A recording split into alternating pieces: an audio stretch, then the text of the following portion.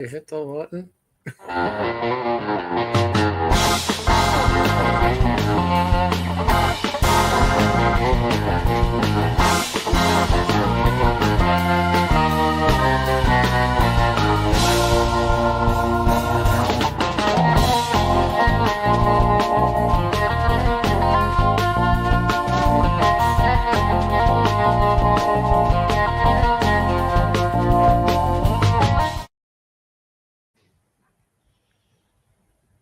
Hey everybody, it's Wednesday night. It's 9-something p.m. Welcome to What's on Joe Mind. We are a fan cast about the world of G.I. Joe. I'm your host, Mike Irizarry. How's everybody doing? Yeah. I'm all right. It is regular episode number 350. So happy something to us. I don't know what kind of anniversary it is. When you figure we got over 100 special editions and God knows how many on the spots and Sesquitricentennial? Right, like we're probably well past 500 actual episodes, but it's number 350 on the regular one, so that's a nice round number that we should celebrate a little, right? This just means that we need to restart and renumber. Probably, if this was a comic book, it would have the chrome cover and a $3 price tag. Yeah, right. We need and we'd renumber every time we hit 36. We need to start season 2. It'll be four episodes long, and then we'll restart again at season 3. Retooled. And then we'll go. That'll be 7 episodes long, and then season 4 we'll go back to legacy numbering, and pick up at 362. But there will be a 7-year gap in between. Only in story. We'll keep flashing back to the present. Yeah. Oh my goodness, I'm your host, Mike Irizarry, and I'm tired. So that's probably the extent of the celebration of 350 right there, because to do any more would have required more prep time, and that wasn't happening this week. That was not an option this week. Good God. Cooter's Garage notes that Ragtime Rob got a haircut, and he is freshly shorn here in the top row. The leavings are being woven into a fine sweater that Ragtime Rob will wear in the wintertime. That's how shaggy he was. Yeah. A hair shirt for penance. What day did that happen, Rob? It was Thursday last week? Yeah. Right after the show, of course. Show everybody at home that you're a dirty hippie and then go clean up. What do I care? Fair enough. I have no real answer. What do I care? I have no answer for that. Yeah. But in the bottom row, he's back. After I mean, what, like a 3-week absence? I think that's about it. Yeah. Yeah, I think you were here at the beginning of the month, so now you're here at the end of the month, because I wasn't sure if we were going to have a whole bunch of new things to talk about, and it turns out we don't. But whatever, you're a safe bet, and you're available on short notice. From Articulated Points, it's Phil Donnelly. Round of applause. Very short notice. No, hey, all right. Hello. Thank you. Yeah. Hey, you got 24 hours on this one. It wasn't like I've done shorter. I've gone shorter. I think I actually had a little more than 24 hours because it wasn't at 6 o'clock last night that you did it. Right. So again, pretty early for me. It was a rough week. I apologize. But anyway, I am seeing in comments reminding me that this episode will be heavily requested by Loch Ness Monsters. Yeah, it is. It is Tree Fitty. Oh. Damn it, monster! Dustin Jeffrey asking, Phil is stuck in line for the Matterhorn for 3 weeks. It's possible. Joke's on you. The Matterhorn's been under refurbishment for the last month. Well, you showed him. That's why the line didn't go anywhere. I was at the beginning of the episode was showing off my Yeti cooler. I got it from work it was their work's Christmas gift to me. So yay me! Some people get bonuses. I got a Yeti cooler, but I got to say, this thing's awesome. So at least if they didn't go high dollar, they went good dollar. This thing is incredible. this you hear the ice rolling around in there. I put that in there a week ago Sunday. You should probably change the water. Still solid. That's fermenting. Nothing's getting in there. If the cold isn't even getting out, nothing's getting in there. It's the things that are already in there. Look, then it's stuff we're drinking every day anyway. There's some backwash going on anyway. But yeah, so I finally have figured out that I'll just use my work Yeti to get me through the show most nights, because I was having problems. I talk a lot, and so I get pretty dry by the end of it all. And I was like, how am I going to have enough water and keep it cool enough to where it's actually drinkable through our 5.5-hour marathons? And that's it. It was right there the whole time. The work cooler, which I usually bring home and throw on the countertop on my last office day of the week on Tuesday, and don't think about again until I have to go back the following week. And there it was the whole time. Is it really water, or is it a mix of Red Bull and vodka? I would never do that to vodka, to mix it with something as heinous as Red Bull. So you're a Monster kind of guy. I'm not even a Mountain Dew kind of guy. I am not either. You're not gonna find me defending that. Dustin Jeffrey says my work gave me an air fryer. That'd be cool. We don't have a whole lot of room for more kitchen gadgetry, but air fryer's on the list. Why would you need to fry air? I don't know. It's tasty. Benjamin Kitt says, as a teacher, all my work gave me was new students who don't pay attention for a new semester. That's kind of what you're getting signed up for. But you're off for 3 months, man. Recharge. Lay about one of those weird year-round schools. Get some kind of nice supermarket booze. Go nuts. The Sara Lee brand. Sara Lee brand booze. Nobody doesn't like Sara Lee. Matt Rubin accusing us of blasphemy for not drinking Mountain Dew. Really, there's nothing in the Pepsi family tree that I find even the least bit ingestible. Not even mug? No. Out of the root beers. Yeah, out of the root beers, it is bottom of the barrel. See, I kind of feel that way about Barks. Pepsi itself is unfiltered gutter water. Barks ain't good either, but Barks is okay, but there's better options there too. Yeah, no, Mountain Dew is strong feelings here. Mountain Dew is not great, but I'll give Mountain Dew credit for being the best of the Pepsi products. Ugh. I'll give it credit for that, but that's clearing a low bar. Damning with fake praise. Right. Zaymot CGC asks Sprite Zero. Yeah, I'll do that sometimes. But that's a Coke product. I'm a Coke guy, so Sprite Zero happens sometimes. When I need to get a break from my normal cherry Coke Zero at work, I will occasionally mix in the Sprite Zero. Phil Donnelly, your soft drink of choice. Well, it's got to be sugar free now, so they all kind of suck. Yeah. You know what? I made the switch to zero sugar sodas a few years back. It was actually the last JoeCon in 2018. I have a timestamp in my head because I went to that last JoeCon and then without thinking about it, just started drinking on a normal Coke. And my stomach hurt the rest of the night. So yeah, I actually kind of like Coke Zero because it doesn't just taste like sugar. Like you can actually taste some of the things that cola is supposed to taste like.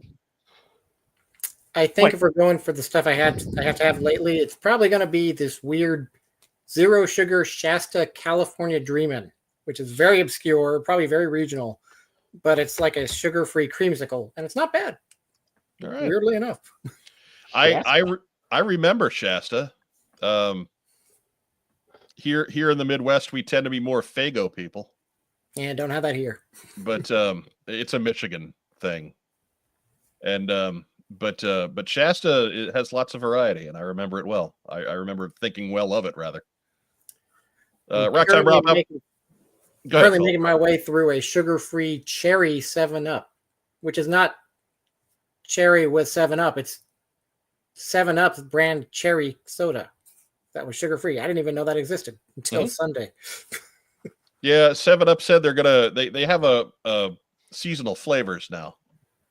In this past winter, they did a Shirley Temple flavor, which was cherry and pomegranate, and it was awesome. And then they went into the springtime. I forget what it was called, but it was like it was lemon lime with like pomegranate and peach, and that one wasn't as good. But it can't all be winners. But the 7-Up Shirley Temple, everybody at home, grab them next Christmas when you see them. Ragtime Rob, same question. Yeah, your soft drink of choice. Oh, I prefer a nice A&W root beer. All right. I mean, I knew the answer to this. I'm asking so that you can present to the people at home. Smooth going down. I will sometimes even buy that for Ragtime Rob. Or a smooth Yoo-hoo, which I will drink Yoo-hoo. Greg Augustin's drinking A&W right now. Figure 6-pack going Dreadnought grape soda. The Gunny, as a proper Southerner, Cheerwine 0. So there you go. So give us your favorite soft drink choice in the comments. Enough's happened this week. That's all. We're out. Good night. Glad to be here. Right? Yeah. We've interrupted Phil's entire evening. Quite a celebration. It truly it is. We'll see everyone later.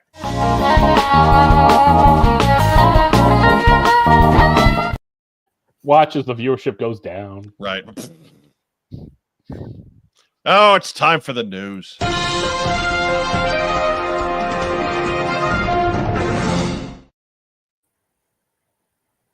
Right. Big news week. Not so much from Hasbro today, but big news week. Ooh, there's Florida toy shows from January. All right. We don't want that. We don't want that. If you have your time machine. Right? We just said it was news. We didn't say it was current. Yeah. It's more olds, but technically news. It depends on how you define time. Right. It's all a construct, really. It's a construct, man. Time has no meaning. Like Dr. Manhattan, you're seeing all times at every moment. Right. My central nervous system is getting a drink in the kitchen right now. First news item. Hey, assembly required. Still going with its fans in command poll. This is to determine who's going to be featured in all of their character art leading up to assembly required in November. And we got some changes on the leaderboard. Beachhead, Mainframe, Snake Eyes, Rakondo still holding on to the top spots in their respective polls. Wetsuit has overtaken Torpedo in poll number 3. Roadblock has knocked out Lady J in poll number 4. So if you got some strong feelings about this, it's going to be open for a few more days. We've got the link down below in our description. Head over to codenameiowa.com and drop in your votes who you want to see in all of the great art that Brian Sauer and the boys are going to be putting out for Codename Iowa this November in Des Moines, Iowa. Plenty of seats still available. Get yourself out to the show if you can. Des Moines, of course, is for lovers. Sell it to the wife. Or the husband, as the case may be. Whoever. Your significant other. Des Moines, French for of the Moines.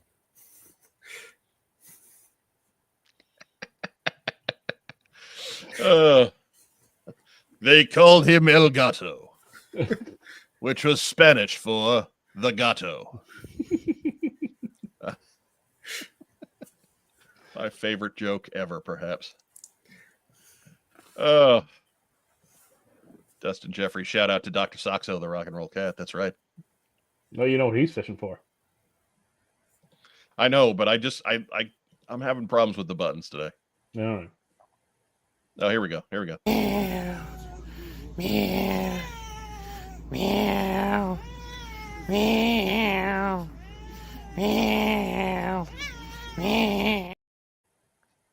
I'm not going to do that to everybody for 20 seconds right now. We just got to the first news item, for Christ's sake. Set us back to the intro. Right.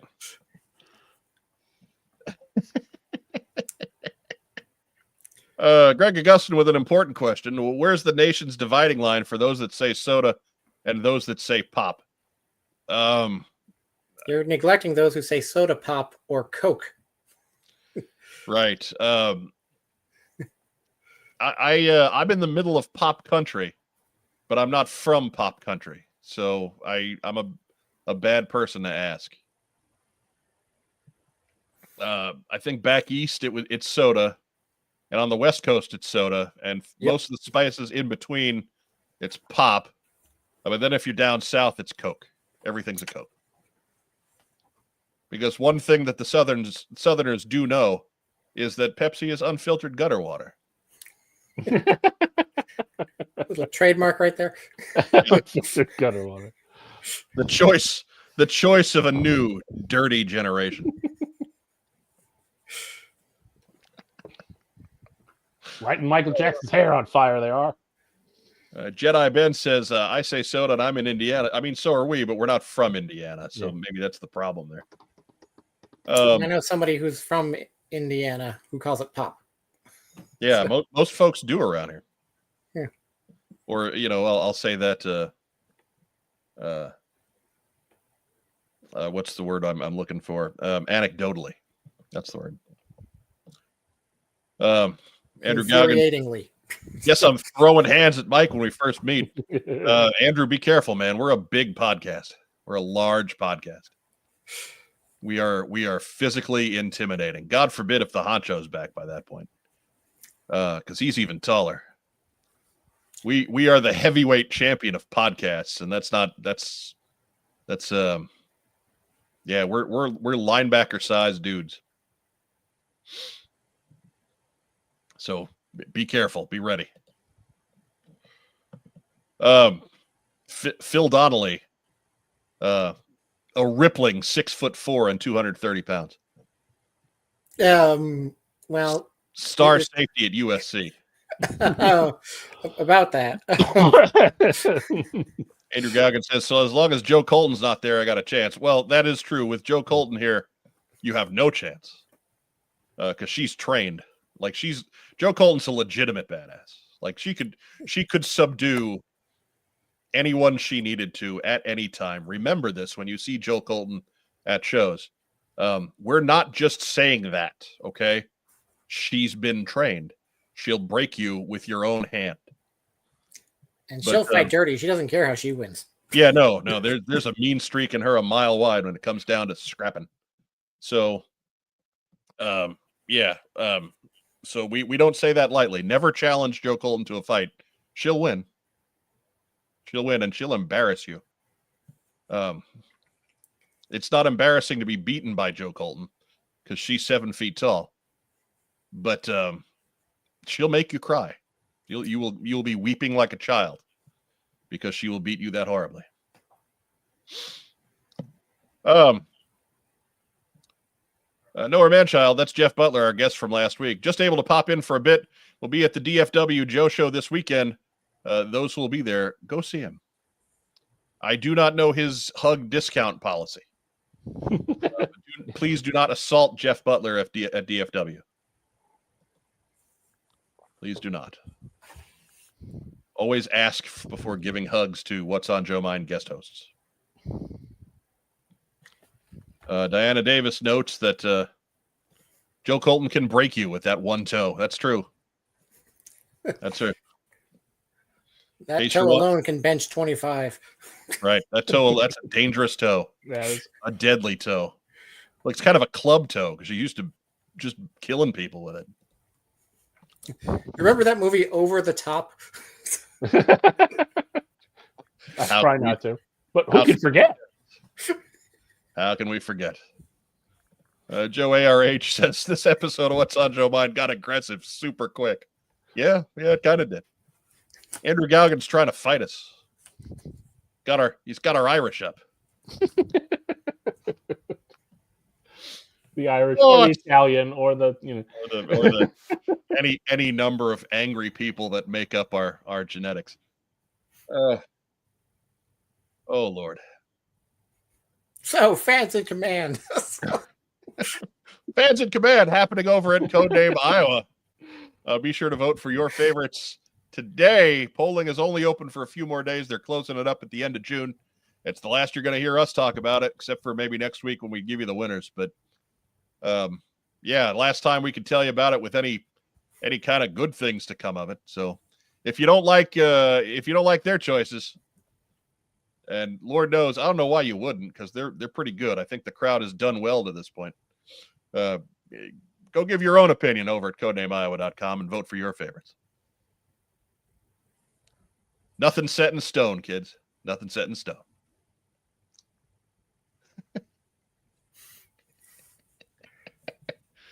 Oh. Andrew Galgan, not apologizing. I'm not sorry, Joe ARH. Mike came after unfiltered gutter water, and it's too damn hot. That's true. I did. I'll continue to come after unfiltered gutter water because it's unfiltered gutter water. Well, I think we now have the next T-shirt. Yeah. I need to get the Pepsi font. Oh, get the Pepsi font from the 80s. They might have let that expire. Take the unfiltered gutter water challenge. I think if I throw the current font with the words unfiltered gutter water, I don't think they're going to want to come after me because I don't think they want to associate with that. So, Figure Six Pack asks, Mike, do you want Beachhead to win? Of course I want Beachhead to win. Are you kidding me?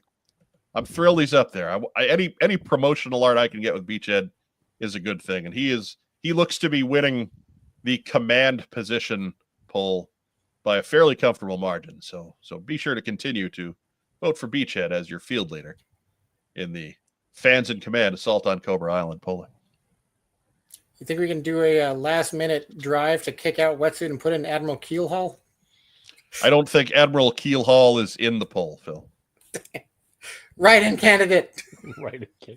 I believe nipping at his heels is last week's first place leader, Torpedo.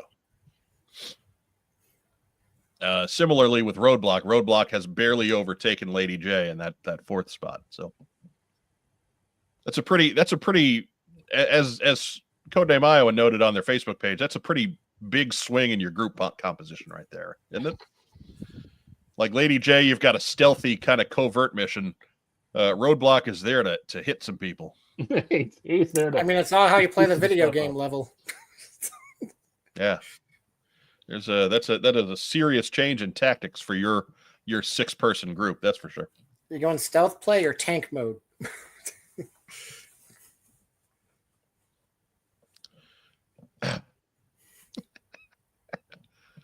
Oh. Anyhow. Next news item.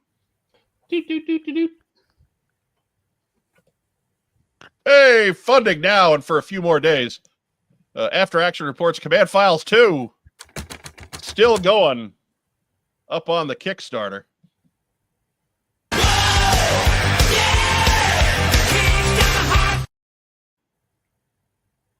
There we go. Anytime I hit the buttons tonight, there's a little half second of prayer that it works. Like it's suddenly not going to, but there's a lot of lag on my end. Like you guys are all seeing the stuff that happens when I hit the button before I do. Every single one of you. And so it's freaking me out a little bit. But anyways, After Action Report Command Files Volume 2, still live on the Kickstarter. You're all home from Joe Fest. You haven't gone off to Dallas yet. Make sure that you're pledging your money and getting yourself this handy book by our very own friend Greg Augustin, a guest on the show himself just a few weeks back, talking about After Action Files Volume 2. As you can see here, it was back on episode 343 on April 30th. But this one it's funded. It's funded twice over. We're just trying to pad up the numbers at this point. So you can pledge with confidence. You don't have to worry about this not happening. This is going to happen. Make sure that you're getting your pledge in before the end of the month. That is closing up June 30 at 4 p.m. Eastern Time. Phil Longley, is your pledge in? No, I think this one I'm just going to buy in person because I keep seeing Josh whenever I go to a show, and I feel bad when I don't have anything at this table to actually buy. Right. I have determined that Josh tries to sell me his books regardless. And it's like, Josh, I've already got the book. I don't need a copy of the book. And then I do the same thing. So I think I might be in the same boat there in that we see enough of Josh in person that anyhow, yeah. So that's our evil plan. Ragtime Rob doesn't mind having copies. He's fine. One for Roger to sign, one for Greg to sign, one for Josh to sign. But never the same one. Never the same one. Never the same one. That's not what the collectors do. No. It's my bad. But get to Kickstarter and give it a look and make your pledge today.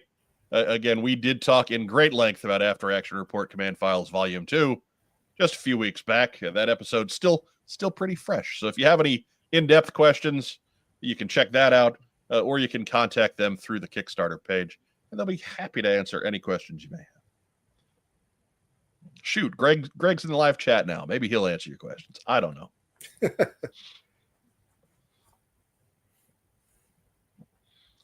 Joe ARH says, Mike is as surprised at each slide transition as we are.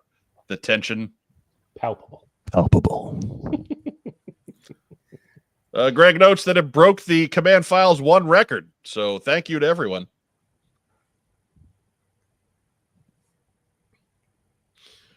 Cobra Emperor 6 says Cherry Pepsi is awesome. Incorrect.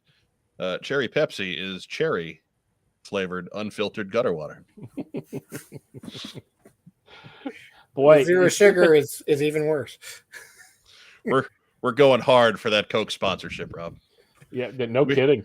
We land the Coke sponsorship, I'm quitting my job. How's that? With your luck, you're going to get RC Cola. I'll take it.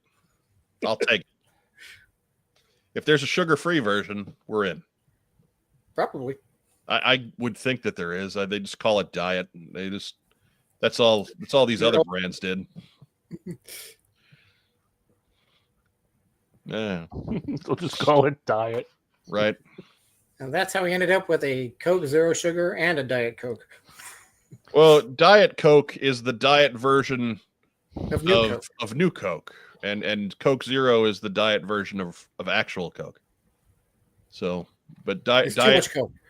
Yeah, Diet Coke was so successful out of the launch in 1983 that they're like, well, why don't we just put sugar in this and sell it as regular Coke?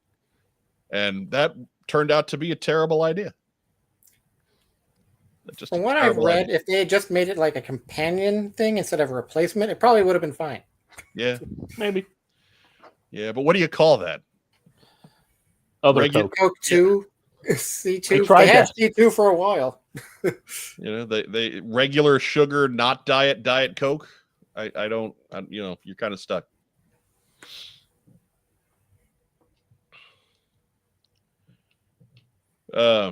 Gene Fleming says, hey now, bad-mouthing RC Cola will get you a fight.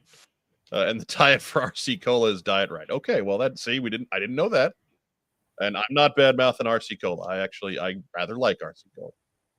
It's not Coca-Cola, but it's not bad. It's pretty good. Who knew people were so eager to throw hands over their sugary drink of choice? Oh, no. Soda is one of those things that people hold near and dear. Yeah. There's people out there that like their favorite soda better than they like their kids. Dustin Jeffrey asks, would you quit your day job for a Dr. Thunder sponsorship? I would need to see the numbers attached to that. That is Walmart money. Right. It's Walmart money, but it's the soda that's available for 20 cents a jug. So I would have to see. I'd have to know what I'm getting first. And that's an honorary doctorate at best. Right. Yeah, it's a doctorate in theater arts or something. or he donated enough money to his community college to get a new wing built. Right. But you take it. You take it. They give you a coat. Jason Rose asking thoughts on Tab. I don't think I've ever drank Tab. I remember as a kid, I would see folks with Tab, and our Grandma Irizarry would drink Tab sometimes. It smelled strong. Like I was averse to it because it did not have a good smell. But your thoughts, right time, Rob? I tried it. You had you tried it, you'd rather have Pepsi. I don't know about that. No, you would. Well, probably. Strong words today. Probably. Yeah. I don't know about that. We're trying to reignite the cola wars. Bart's a Shasta man. All right. So excellent. I believe available at the Kroger. Yeah, I remember their commercial from the 80s where their slogan was, I want to fly. It's like, what are they putting in the Shasta? Man, I do miss 80s commercials, man. When everything had a jingle. Oh, yeah. Oh, it was fantastic. I love it. Everybody was on jet skis for spearmint gum. Right. Every cinnamon gum, thank you. Or no, that jet skis was juicy fruit. That was fruit gum. Big Red was people. Doublemint. Yeah, Big Red. Twins. Big Red was people making out. That was the cinnamon gum, and then Doublemint gum was just twins walking around. So, yeah, it's an odd way to break down gum commercials. But and Wrigley Spearmint just along for the ride. Just they didn't need commercials. It was their number one seller. Then you had the horror of rapid aging with those milk commercials. Channing Sherman right there. Juicy fruit's gonna move you. Juice gets right to you. Doesn't taste like fruit. No, I like it though. Gonna move you. 4 gonas at the last line there. So normally where they freeze frame on the parasailing. Right. Get yourself to Kickstarter. Find After Action Report Command Files Volume 2. Pledge today. You may not get a chance to pledge tomorrow. It's running out. You're running out of time. If you haven't done it, do it now. Make Greg Augustin happy. If enough people pledge, they will free his children. Do Roger and Josh have his kids locked up somewhere? Maybe. I'm taking a chance because I know those guys. I mean, we can't prove they don't. Yeah.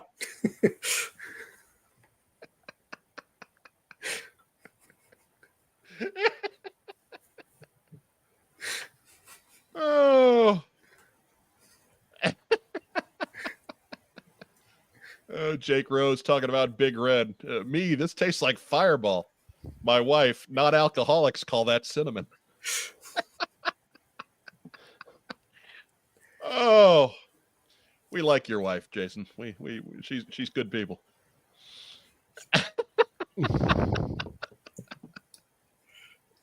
Oh my God. Oh, anyhow. While we're talking about giving money away, next news item. And we're talking about After Action Report. Our friend Roger Taft, frequent guest of the program, he continues to have issues with his eyesight, going back to his problems with shingles about 3 years ago. He talks about it at his GoFundMe. Roger is unfortunately severely underinsured as a small business owner, so he could really use the assistance in getting the help he needs to fix his eyesight. Ain't nothing in the world worse than being used to being able to see and suddenly, having about half of that taken away. So Roger needs your help with his expenses. Be sure to check out his GoFundMe. Link to that is down below in the description as well with everything else. So be sure to check that out. If you have $1 laying around or $2 or $5, I know it's difficult to ask for money after such a big weekend that many of you went to, like Joe Fest, and spent all your cash. But if there's anything left jingling in your pocket, please consider sending it over to Roger at his GoFundMe. Let's help our guy see clearly again. Next news item.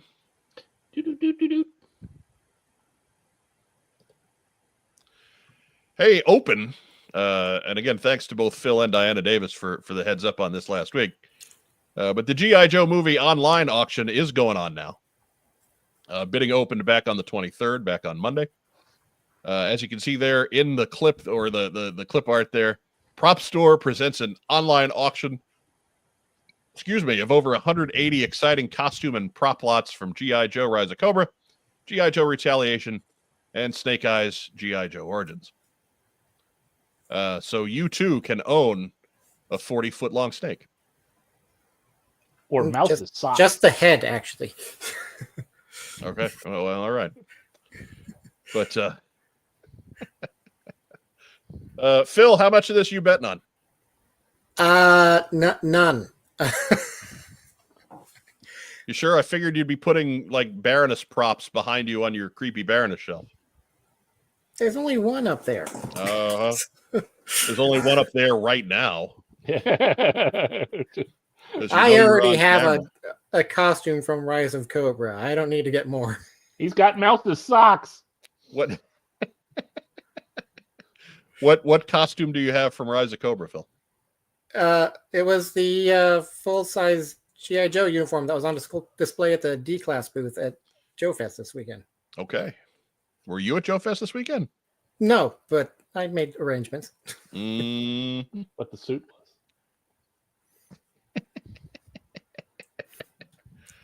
Oh, goodness. Doug Dello says, as advertised by the D-Class booth at Joe Fest. Unfortunately, Doug did not win the Channing Tatum dog tags from the movie. Well, that's too bad. Because, well, there's always next year. Oh. Yeah. Anyhow, Channing Tatum disappoints me. But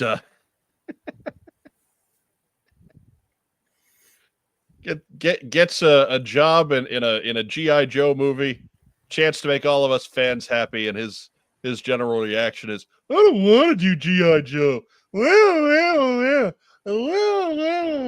Guy went out on the press junket and just slagged it at every opportunity. Screw you, man. People worked hard on that movie, even if it wasn't that great. Cable audiences love it. Made hundreds of millions of dollars worldwide. Somebody's got to like it. Cable networks like it because it costs them $5 to air it. Whatever. People watch it, so somebody's got to be watching it for them to put it on. That's all I'm saying. But if you could own one prop out of a G.I. Joe movie right time, Rob, what would it be?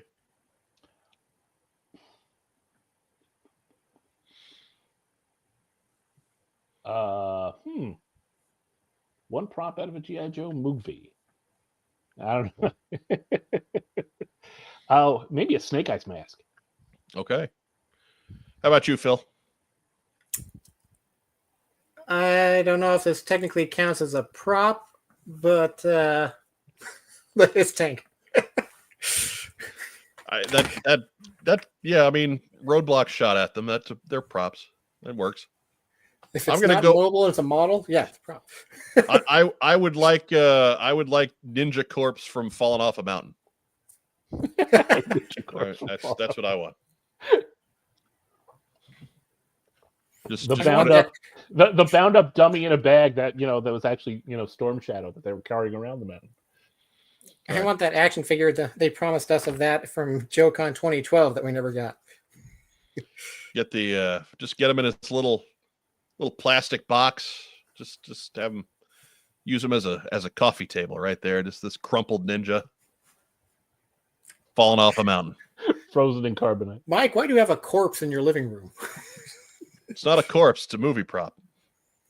He fell off the cops. He fell off a mountain in G.I. Joe Retaliation. He gave his life for the business. And then, if you can't get that prop, then get John Crux hot dog from the commercial. I won him in an auction. I've named him Keith. Keith the Dead Ninja. Don't remind him he's dead. Like he's gonna care. Who cares? There you go. Just before you sing, going around singing the Mary Tyler Moore theme song. I'm gonna make it after. Leave your choice for the one G.I. Joe movie prop you'd want to own down in the big boy comments down below. And please don't say nanites. Yeah. Who's to say that you got them?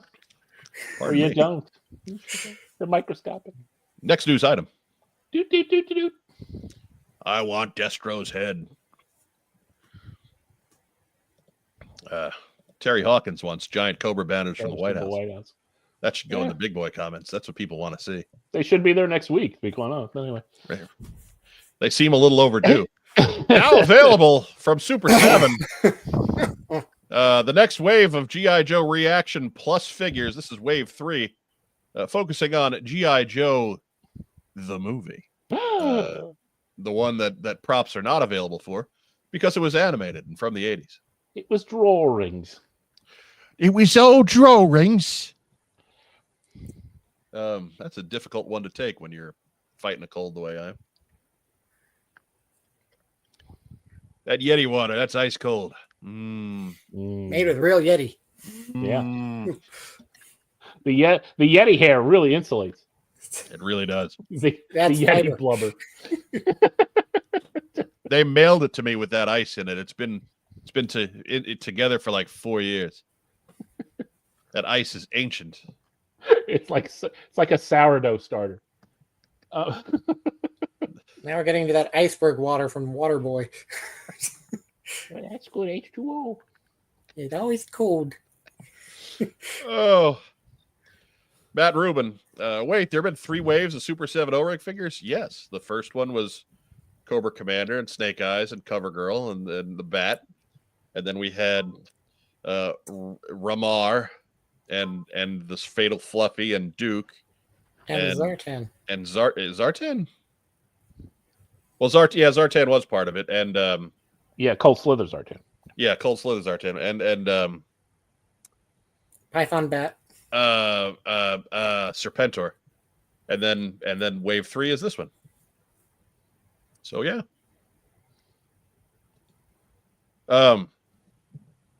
So as you can see there, we've got the Cobra Law Royal Guard, we've got Lieutenant Falcon, and we've got Jinx, and they are all going to set you back about $22.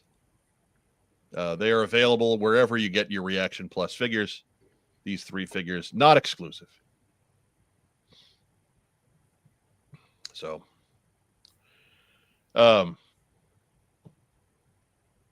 Cobra Emperor 6 said, oh man, they'll be making all the Cold Slither 2 figures too, they announced. Let's hope so. I haven't seen that in any of the write-ups. But I did break down and get the Cold Slither Zartan guy, so I hope they make the rest of them. And then I don't need Average Joe's band to do your battle with. No, I don't need that. I don't need that. Nobody cares about them. No, they were terrible.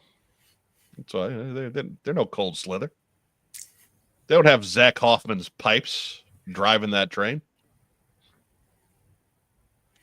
But yeah, I'm all for it. I'm all for it. I can do those guys in 4-inch scale. I don't need them as classified. That's a little much for me, and I don't need to take up that much space with Cold Slither. But I hope they get them all in 4-inch. Matt Rubin, both bands are terrible. No, sir, you'll be shown the door.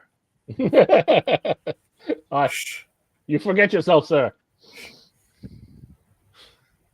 Cold Slither was incredible.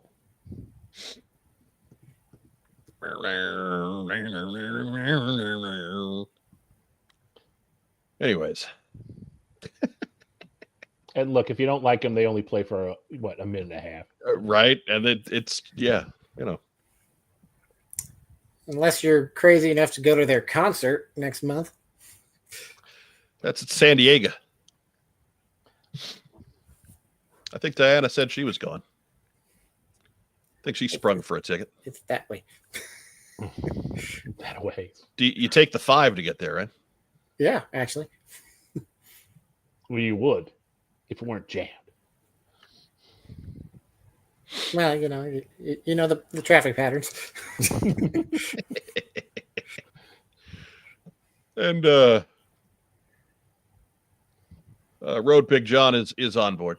These G.I. Joe movie figures looking great. I need at least 5 Royal Guards. Good. I'm glad you're in on those. They do look cool. I judging from these digital renders, they look a little crisper than the previous ones were.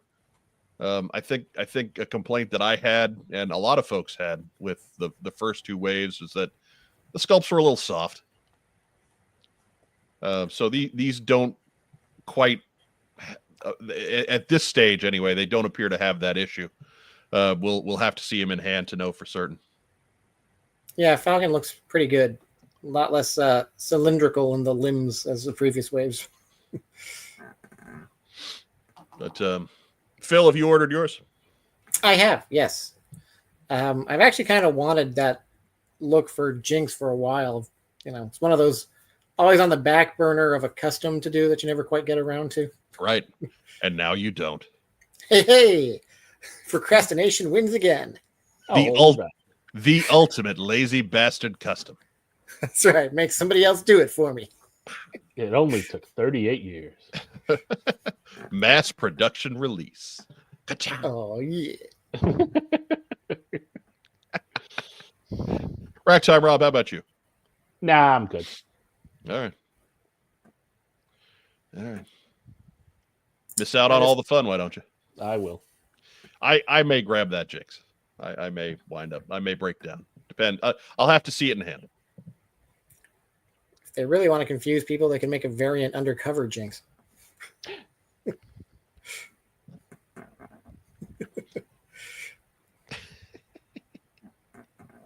Also coming down, we've got pre-orders open for a Reaction Plus Was a Man Cobra Commander.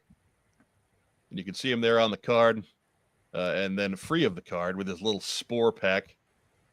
That is an Entertainment Earth exclusive that is available at entertainmentearth.com. $21.99 a pop. And that is expected very soon. It says July, so I'd figure a couple of weeks. But July is Tuesday. Yeah, July is coming right up. Yeah, we do.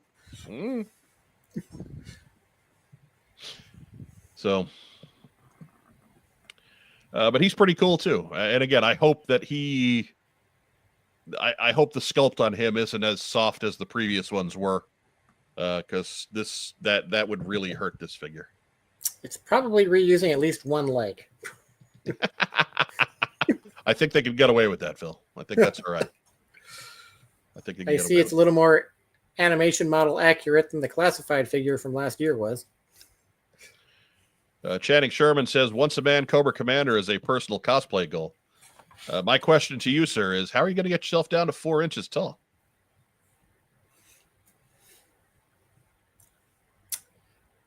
Life finds a way. I was expecting more of a reaction than that. Bart, not a fan. What hurts this figure is the figure. Well, sounds like a Perd Hapley comment, right? I mean, he's splitting his pants there. He's trying to tantalize all the Cobra Commander fans. But no, I don't know. I think this is pretty good for what it is. If they had done this back in the day, I'd have been all over it. Rack time, Rob. You grabbing one of these? No, I'm good. How about you, Phil? Yes, I have grabbed one.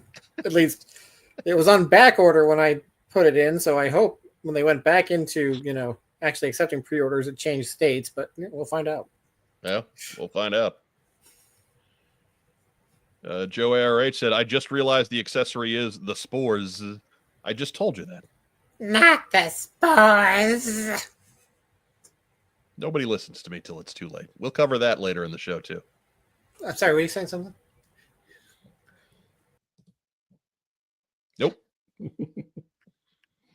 But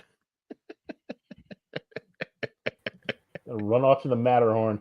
that's right. We're gonna come back, and Phil's just on a ride. He's on the teacups. He's just gonna run off to the Schmatterhorn for 50,000 Kronkites.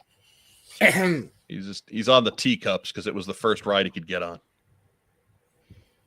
I'll have you know, sir, that I'm more of a just casually spinning around. More of a Star Tours guy. Whatever. Teacups are the best. Only if you don't spin it, because it gets me a headache. When I was a kid, in high school, our post prom was a trip out to Kings Island outside of Cincinnati, and I did the teacups a few times, and my goal every time was to get the people in the teacup with me sick before the ride started.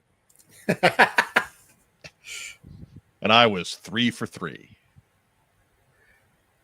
The poor janitor. I used to be able to. It was one of those things, man. When I was a kid, I could just spin around in a circle for about a week and a half before it would actually make me ill. So yeah, just get in that teacup and just pulling that wheel, just whipping that thing around. We're going like a blender. We were making smoothies in those teacups until somebody started legitimately making a smoothie, and then it was like, well, now I know what I'm doing with the rest of my day. And yeah, as you made smoothie lawn sprinkler. I was a terror, even as a small person, even as a young man. And now we're learning about vectors off of a curved angle. The funny thing is, the one person who's worse than he is Katie. But I can't do that anymore. I can't do that. I've lost that ability. It's I can no longer be that guy. God gives his strongest battles to his toughest soldiers. Baja Johnny said, "Thank goodness his pants stayed on." Bart Simpson. Well, that's true. That's true. Was for the best. Anyhow, also from Super 7, we got some more Ultimates coming down the line. I thought Ultimates was done like dinner, but apparently not. We got a Python Patrol Destro. There's a cheese course. And Tiger Force Flint, as you can see there in the pictures. And they're fine. If you like the Ultimates line, you'll like these because they're just repaints.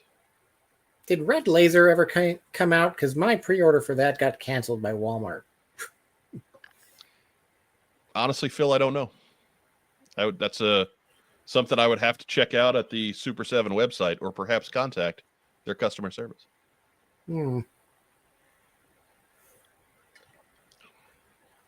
Or complain to the owner next month. In Right. his face. Just kick it. Make sure first thing you do is Charlie Horse. Just bam! Charlie Horse. Diana Davis notes that that's the most refreshing lemon lime destro ever. That's the truth, lady. That's the truth. You can see here all the stuff that they come with. These guys are up to $65 a piece, unfortunately. Yay, tariffs. They are expected very soon as well, next month. But you can see there with Flint, you've got a couple options as far as the head goes. You got a removable beret on the one. All kinds of weapons. You got the hands to hold them. You've got the cartoon style laser, or you can do the action figure style shotgun. You got that Sunbow laser pistol that everybody was carrying around. All kinds of fun accessories there. Destro's got a rocket launcher. So Destro's angry and means business. And he too has the other style of Sunbow laser pistol that everybody's carrying around. Rock Time Rob, what do you think?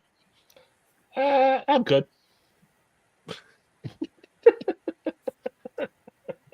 Rack Time Rob's like, I ain't paying for nothing.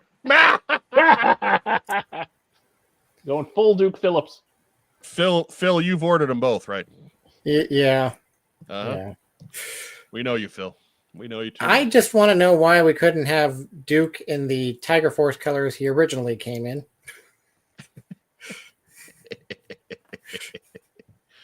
Well, I don't know what to tell you, man. I mean, Destro, sure, whatever. That's an original colorway for him. But why we had a Tiger Force Duke? What's with the inaccurate look? Yeah, I don't know.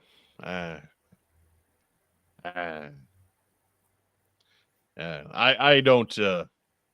I'm not in on these guys. I don't need the. I'm not in on. I have a couple of the Ultimates, but I'm certainly not in on repaints of Ultimates. That's. But they're the ultimate repaints. They are. I'm glad you'll enjoy them, and I'm glad you'll have the complete set. And I'm glad your Tiger Force Duke and your Tiger Force Flint won't match. That will make me happy on a certain sadistic level. But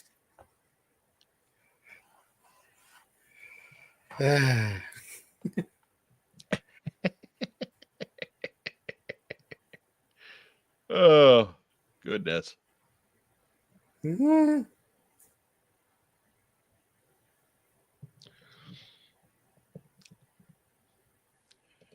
And then also from Super 7, I couldn't find decent pictures. Like pictures that would show up on here. They're not out there. It's if you look around at all, you'll find them someplace.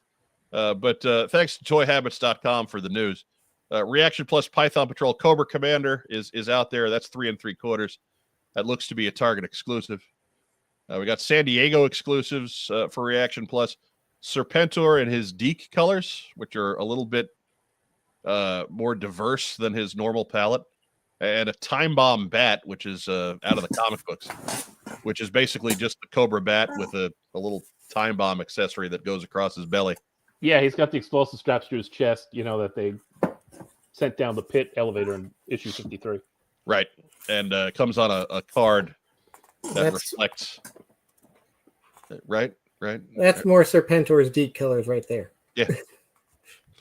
But anyways, Time Bomb Bat comes on a card that plays homage to G.I. Joe number 53. More Reaction Plus Joes are coming at the end of the year and next year as well. Apparently, they've been doing very well for Super 7. And then finally, new Reaction Plus lines, Micronauts and Back to the Future. So all of you folks out there that have been longing for a 3 3/4 fully posable Doc Brown,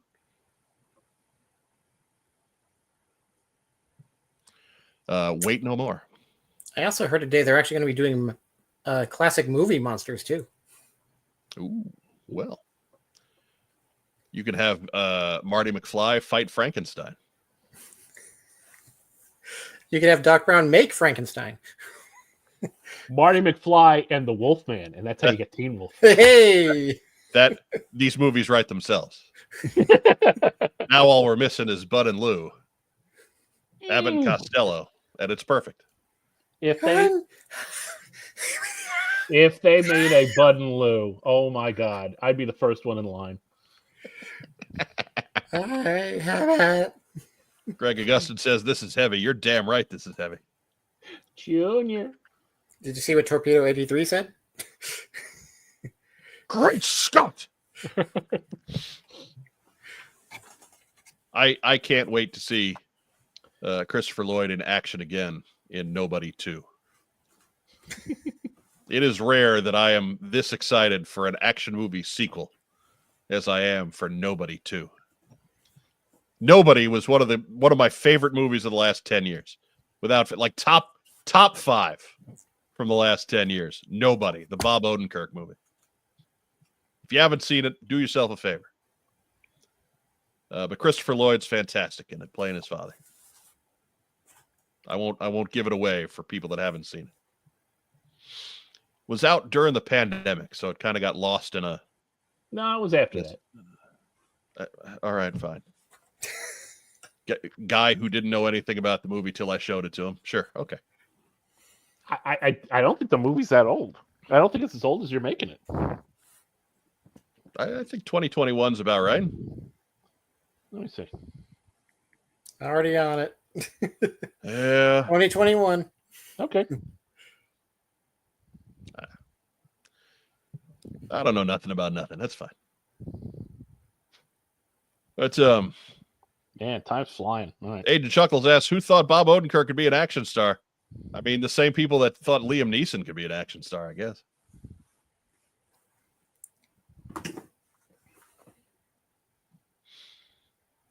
That's then adding on there, sounds like it nearly killed him, though. It did almost kill him. He had what we'll call a coronary episode. I think was it a scene for that movie, or was it a scene for Better Call Saul? I don't remember. He might have been doing both at the same time. Anyhow,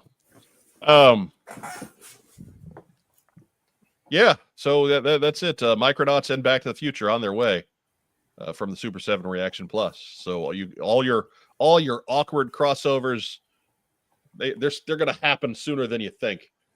You too can play with your toys like Glenn Winkler plays with his toys. I would say, then at that scale you could make an affordable DeLorean to put them in. But then I remembered it's Super 7. Get a shout to Glenn Winkler, who's probably not watching, but sure.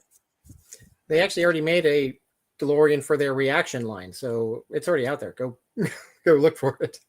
I don't want to. I'm good. Well, it's Rob.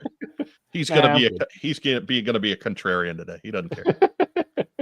It's fine. We all know he actually plays with action figures like Lord Helmet. Next news item.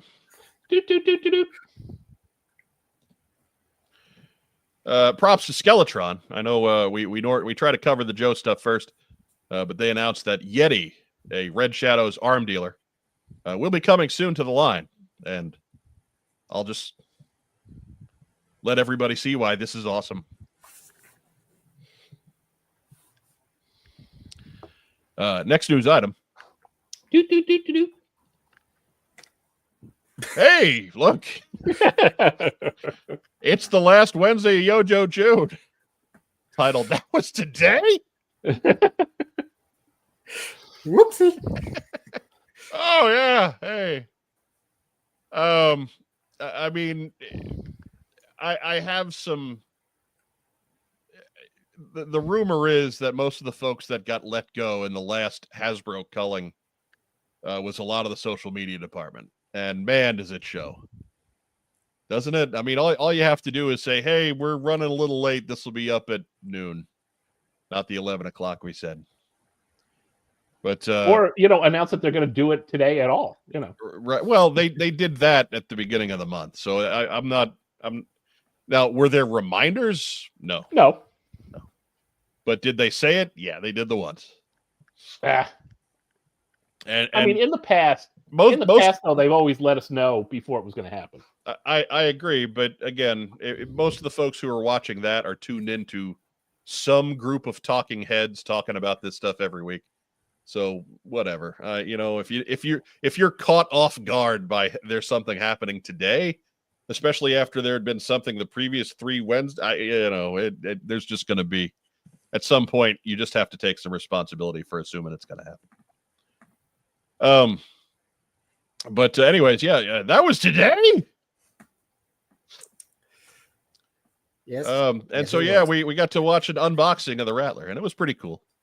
It's always fun to see Lenny go gaga over toys, because he's just and I mean this in the best possible way. He just seems like a big old kid.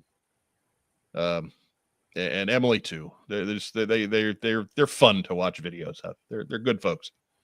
But as far as actual news goes, yeah, nothing there. Except at the very end when they very blatantly said that the next HasLab is going to be a snowcat, and they'll announce it officially next week. Who knew? Right. So again, surprising no one, because we kind of all figured it out at the beginning of the month. Did see some folks that were clamoring for other possibilities, like the Snow Wolf from Cobra, or the Joe Ice Saber from Valor versus Venom. Which you know what, I'm not going to criticize wanting an Ice Saber. That was pretty cool.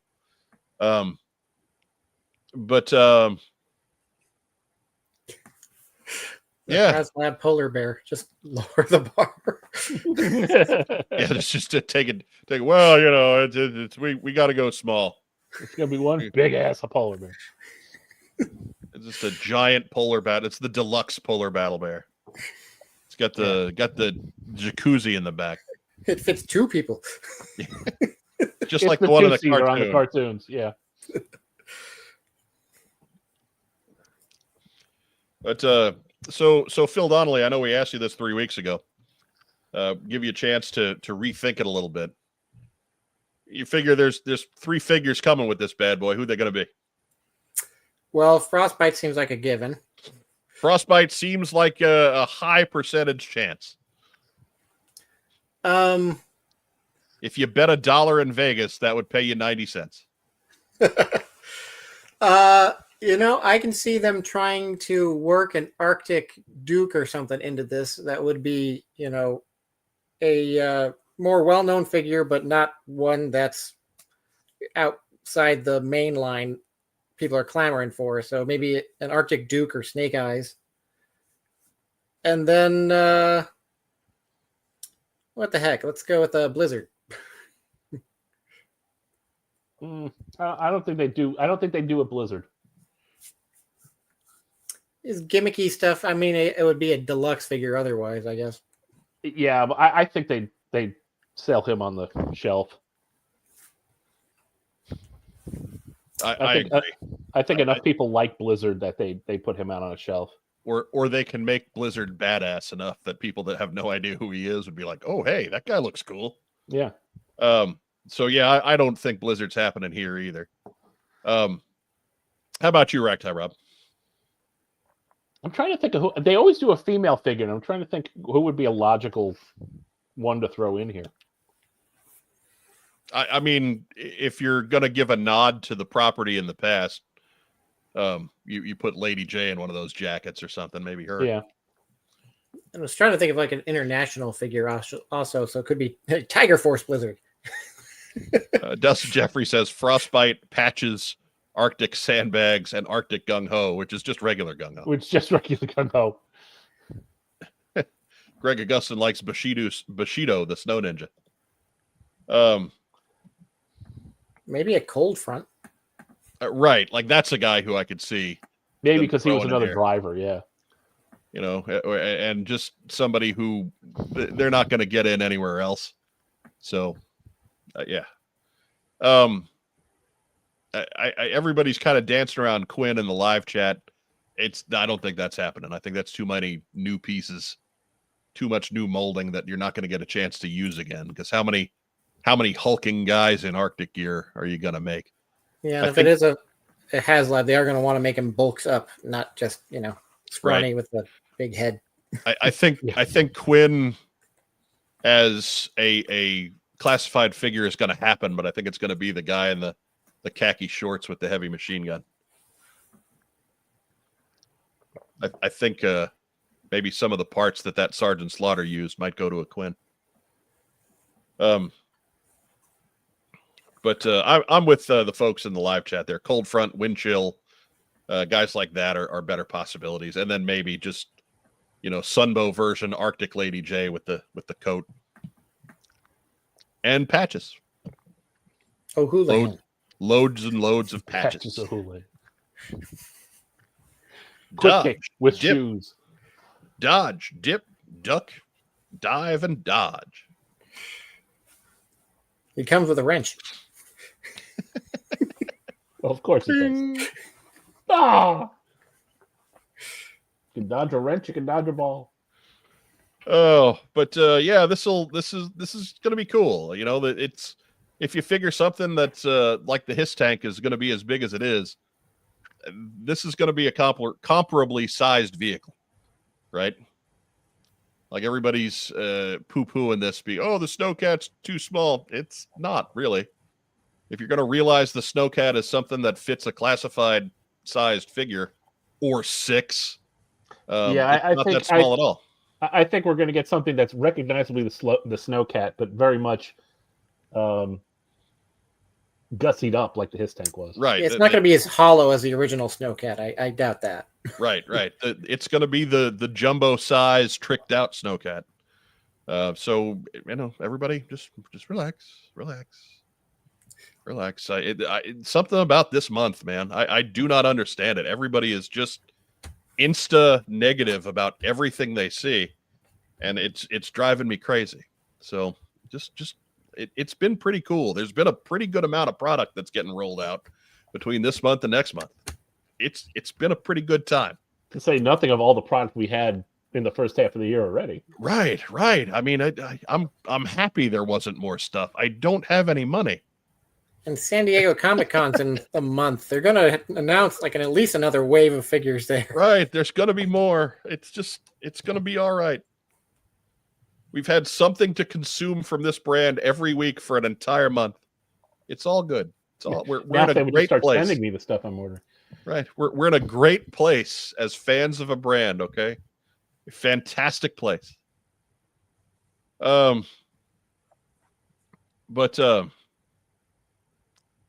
Yeah, so I think that's what's up, and we'll know more about this as time goes on. Give us your favorite, your 3 favorites that you want to see. I guess Frostbite and your other 2 favorites that you want to see with the Snowcat. Yeah, in the comments down below, because I'm not putting any more of them in the live chat. So remember, they can't do Arctic Guile. They don't have a license. Don't waste your A material in the live chat. Live chat is where it dies in anonymity. Put it in the big boy comments down below. While you're down there, hit the thumbs up and hit the subscribe button. Sigma 6 Arctic Duke. Sure, why not? Next news item. Hey, the other bit of material we got today was a look at the Overwatch 2 G.I. Joe crossover. Snake Eyes, Scarlet, Cobra Commander, Destro, and Baroness have been incorporated as skins into Overwatch 2. So you can play your favorite characters in Overwatch 2 as your G.I. Joe favorites. And if you're one of the 12 people who actually bought Hasbro's Overwatch line 5 years ago, you can now play with them with your Joes.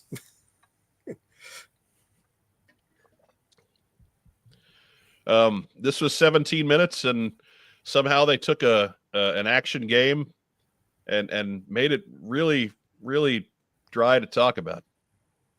But anyways, if you're a fan of Overwatch, give it a look. Otherwise, you're probably good not watching the video and just enjoying the game. I have a feeling you're going to figure out how it all works. Just a hunch. Right. But yeah, so that was there for us as well. Next news item. Greg Augustin says, my boys were all about Overwatch 8 years ago. That's why this is Overwatch 2. The quickening. Right. Next week from Skybound, not this week, next week from Skybound. G.I. Joe Real American Hero 318 hits the racks by the immortal Larry Hama. Pencils by Paul Pelletier. Inks by Tony Cordos. And colors by the immortal Francesco Segala. As Jinx and... Not Jinx. As Storm Shadow and Dawn Moreno take to the sewers. Do we kick you off the feed now? I don't know. Dude, look, my Wednesdays start at 7 a.m., and I do a full day of work, and then I do all show prep, and then I stop and have dinner for about 20 minutes. I'm tired. I'm really tired. So forgive me if Jinx slips out in place of Dawn Moreno, especially in an episode when we've already talked about Jinx. Oh. And in an issue that's going to have Jinx, because she's on that team infiltrating. Right. Spoilers. See, Phil, Daniel Evans is telling you to judge not, lest ye be judged. Well, we're all getting judged anyway. Right. Of course we are. It's a toy podcast. It's all people do as judges. You're judging my shelf earlier. Oh, yeah, it's creepy. All those plastic dead Baroness eyes staring back at you. Weird. It's weird, Phil. It's weird. All I got staring back at me on the table tonight is Snarl. Snarl from the Blockies Transformers line. Because he's one of my favorites. Mm. And Tiger Force Snake Eyes from the Reaction line, because he's one of the worst action figures ever. but that's why I love him. He looped around. He looped around. Come back around. Yeah, that's it. Oh, anyway. Yeah, so the infiltration of Springfield continues in Real American Hero 318. We'll talk about it again next week after we've got it in our hot little hands. Also for Skybound, June 25, that's today. Void Rivals 20 hit the stand. So if you're collecting all the Energon universe, you've got mail. And then, of course, Real American Hero 318. And then on the 9th, Transformers 22.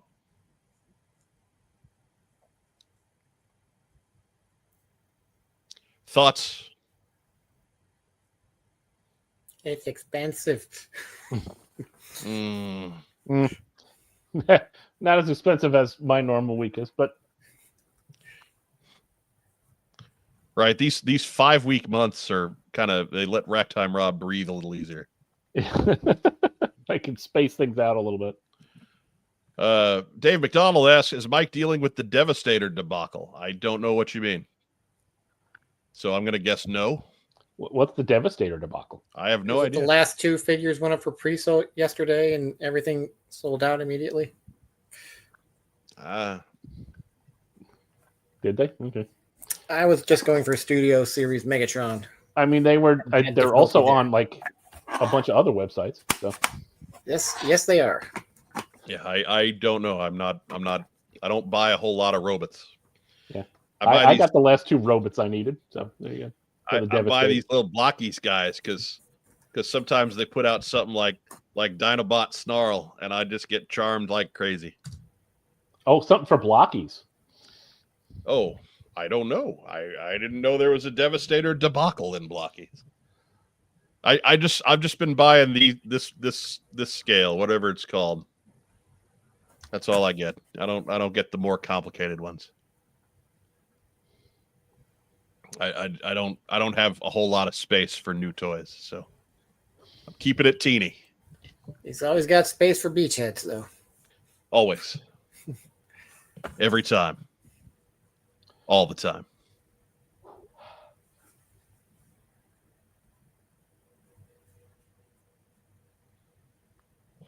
All right. Tiderium Hanger says, Devi combiner parts not available in the USA. Okay.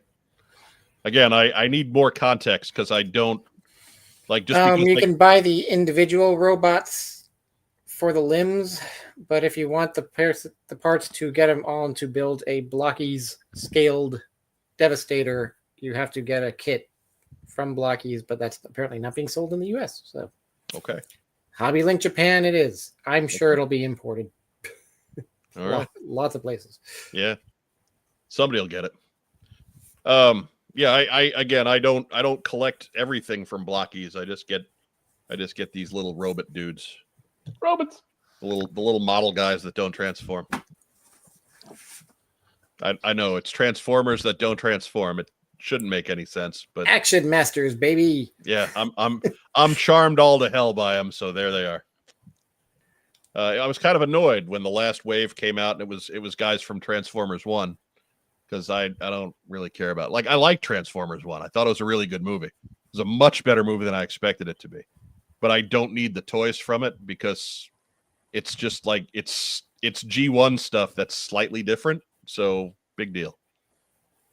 So yeah, with the fact they pumped out another wave of Transformers 1 characters is like, well, I guess I can save my money for wave 8.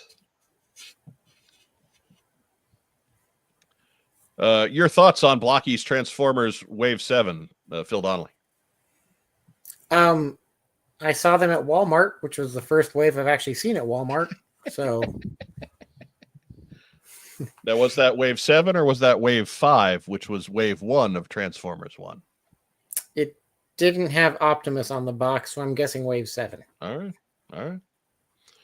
And I won't ask Racktime Rob because he doesn't care. I'm good. This has been a theme today. Also out of the Skybound camp, sort of. Rich Johnson of Bleeding Cool News pumping out a rumor today that Robert Kirkman has sold an Energon Universe pilot to a streaming service for an animated series. Now, first off, I know it's getting a lot of play because it's something we all want to see, but let's just throw one thing out there right now. It's Rich Johnston from Bleeding Cool News. Take it with a big grain of salt, right? I don't think he's a guy that goes out there and lies about anything, but I do think that he churns out a lot of clickbait that gets masqueraded as gossip. And, this is just kind of a common sense gossip that's out there, right? He's a volume dealer. Basically, you throw that stuff out. You throw enough of that stuff out there, some of it's going to stick. But right.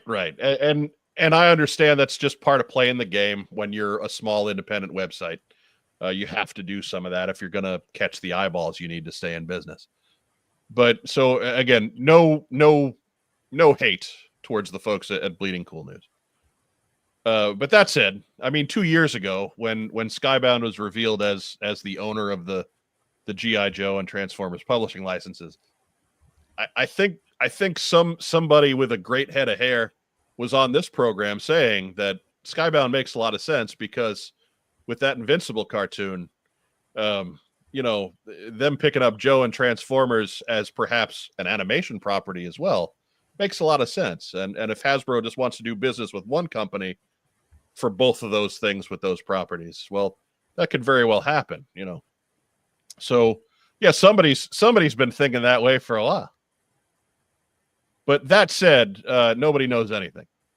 And I don't want to misrepresent it. I'm going to read the site exactly, the headline exactly. Robert Kirkman has sold a Transformers and G.I. Joe cartoon series. Again, maybe. But there's a big difference between, again, even selling a show and then actually getting a show to air. The fact that a property as big, and let's face it, Transformers is doing the heavy lifting right now. If there was a Transformers series in development that involved something like this, we'd have heard something by now. Somebody's been hired to write it. Somebody's been cast to read for it. We would know something. And the fact that there hasn't been anything at all, even a whisper of it, makes it kind of tough to. Again, I hope I'm wrong. I really do. I think any kind of animation that features the G.I. Joe property is a good thing at this point. I think if we want this brand to grow, and we certainly do, I think animation is the way to do it. But there's all kinds of reasons not to believe this.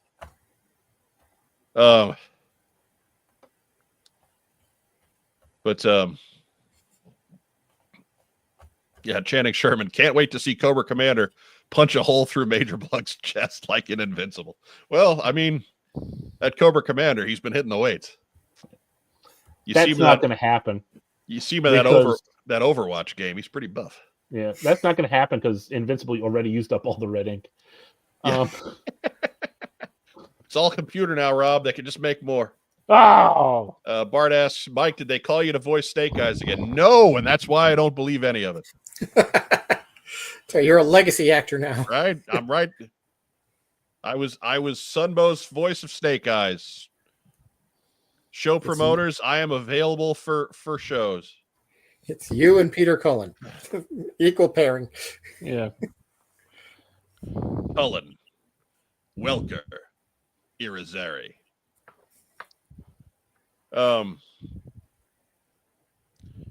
Yeah, but Draws Walker's right. It would be nice to see a show come out soon for G.I. Joe at some point to round out the toy. Yeah, I mean, even just on its own, right? Like maybe something just gets popular on its own to spur on a new generation of Joe fans and a new generation of Joe toys, and something that our kids will enjoy after we're gone, and so they leave our shit alone.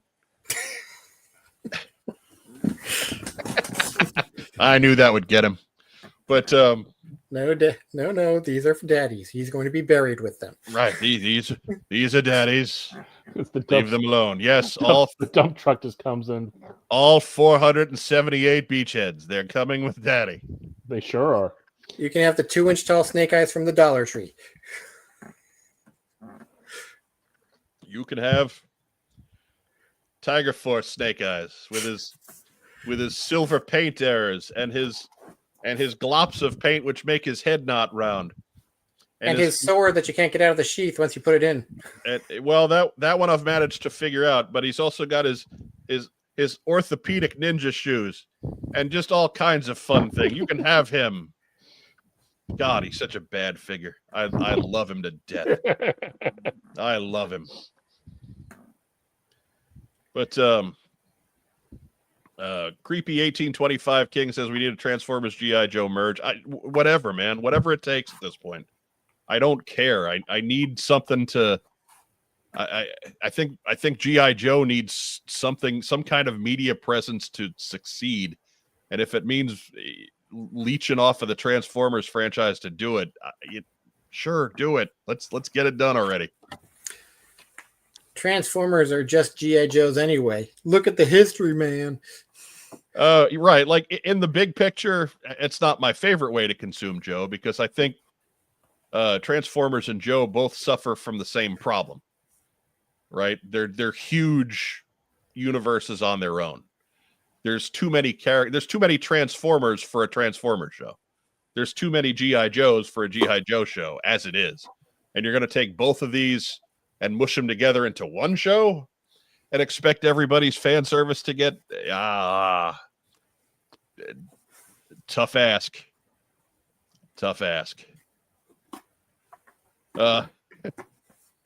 Julian Bashir says orthopedic ninja shoes was my name of my college band.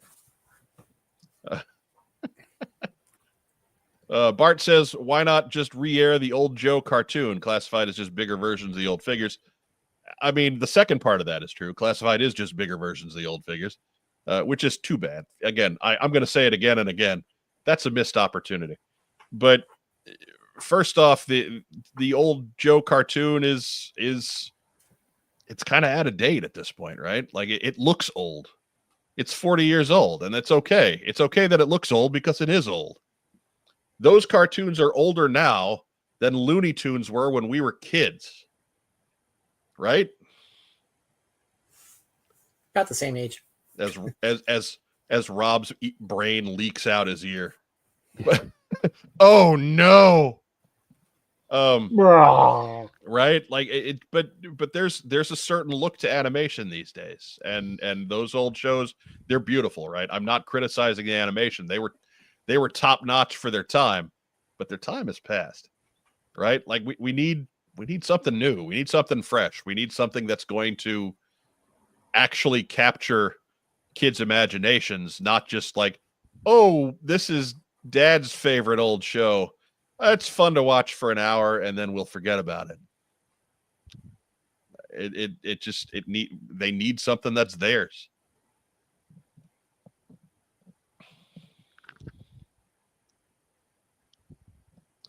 Benjamin Kitt says, my 5-year-old has a tough time watching Transformers or Joe from the 80s. It's probably a little old for them. Five's a little young. Those shows get a little in-depth for 5, and that's not making fun of your kid. But they wrote Transformers for an 8 to 10-year-old audience. They wrote Joe for a 10 to 12-year-old audience. So, yeah, 5 just might be a little young. Starting with Bill. Right. Andrew Gaugan, so many classic animated shows have been done and redone. G.I. Joe deserves at least something. Right. And it's happened a few times, right? Like Sigma 6 was an attempt. It was a real attempt. It as much as people like to laugh at it, there was an effort put there. They tried to adapt G.I. Joe to the style of the time. It didn't work. But that wasn't because of the style. It was because of bad writing.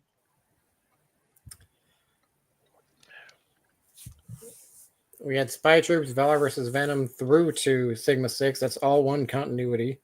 And then we had Renegades, with a little bit of Resolute in between. We had a good run of them trying Right. all sorts of genres there. Right. But again, it's like Joe has been a successful toy property in that run too. So like Sigma 6, maybe it didn't set the world on fire, but it sold well. You know, Joe was on the shelves during Renegades and it was selling well. It just, you know, it wasn't like it was, we were not the flop house of cartoon properties. We're not Biker Mice from Mars, which by the way, got a reboot. They sell toys, baby. Right. I mean, it just, Do they? I don't know. So, yeah, I like I said, it would. Anyways, to bring it back to this particular news item, if that show was in production, if the show that we are fantasizing about through this entire segment was actually out there, we'd have heard something. And we haven't heard nothing. So again, I hope I'm wrong. I hope that San Diego's big announcement is, hey, we're doing a G.I. Joe Transformers cartoon. Woo! But I mean, it all depends on what selling a pilot is too. I mean, is that a whole episode, or did they sell somebody on the idea of a pilot by showing them a 2-minute demo? Right. In which case, if it's just a demo reel, you could, it's very possible you could have heard nothing about it. Right. And you know, those. I'm trying to collect my limited knowledge of how TV works. Just selling the show doesn't necessarily mean it gets made. There has been more than one instance of G.I. Joe having a movie or TV show developed that never actually goes to anywhere beyond a script stage. Right. Yeah. That's just the business. Yeah. Most recently, of course, the Amazon live action show centered around Lady J. Also, the animation based on Snake Eyes. Both of them. We heard the whispers of a beginning and then nothing afterwards. So, and they're dead. They're done. They're not coming back. So and there's apparently an entirely completed Micronauts cartoon out there from a few years back that's just sitting on a hard drive somewhere. So let's hope again that the article on Bleeding Cool says that this is their big announcement at San Diego. So I guess we'll see at San Diego. I hope it's 100% correct, but I doubt it. We're with it. Let's hang in there. Let's hope for the best, but let's have realistic expectations.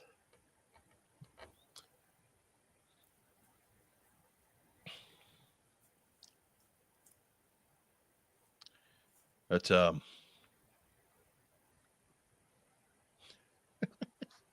anyway, funniest comment I've ever read in the live chat. Anyways, next news item. Hey, while we're talking GoFundMe's, I know we brought up Rogers before. Remember that Jamie Sullivan is still out there. Still needs your help. We still have to raise some money so he can get his foot operated on. We're trying to help one guy see. We're trying to help this guy walk. All because health insurance sucks. Somehow we are the wealthiest nation on earth and we haven't figured out healthcare. But so be it. That's another story for another day. Let's make sure we're visiting the link down below. We're getting what we can over to Jamie Sullivan so he can get his foot taken care of. Again, if you got $1, if you got $2, if you got $5, every little bit helps. If enough of you give $1 to $5, it's going to be taken care of. He's going to be fine. But you just have to click on the link and you have to make the donation. And we appreciate those of you that have done so in the past. And we extra appreciate you guys that are going to do so in the future. But please make sure you're visiting those two GoFundMe's for those two guys that we care about deeply and have meant a lot to our community. But I don't want to beat that one down. We talk about this one every week, but we got to get them there, right? Next news item. Hey, and don't forget, you want news, get yourself to the surveillance board. That's surveillance-port.com. I say that, of course, after a week when Eric was kind of on vacation, didn't post a whole lot. But he deserves a break once in a while, too. The dude went like 3 years posting something every day. So he's pretty reliable. Get back to it, Eric. Let's go, Eric. Come on. Back to work.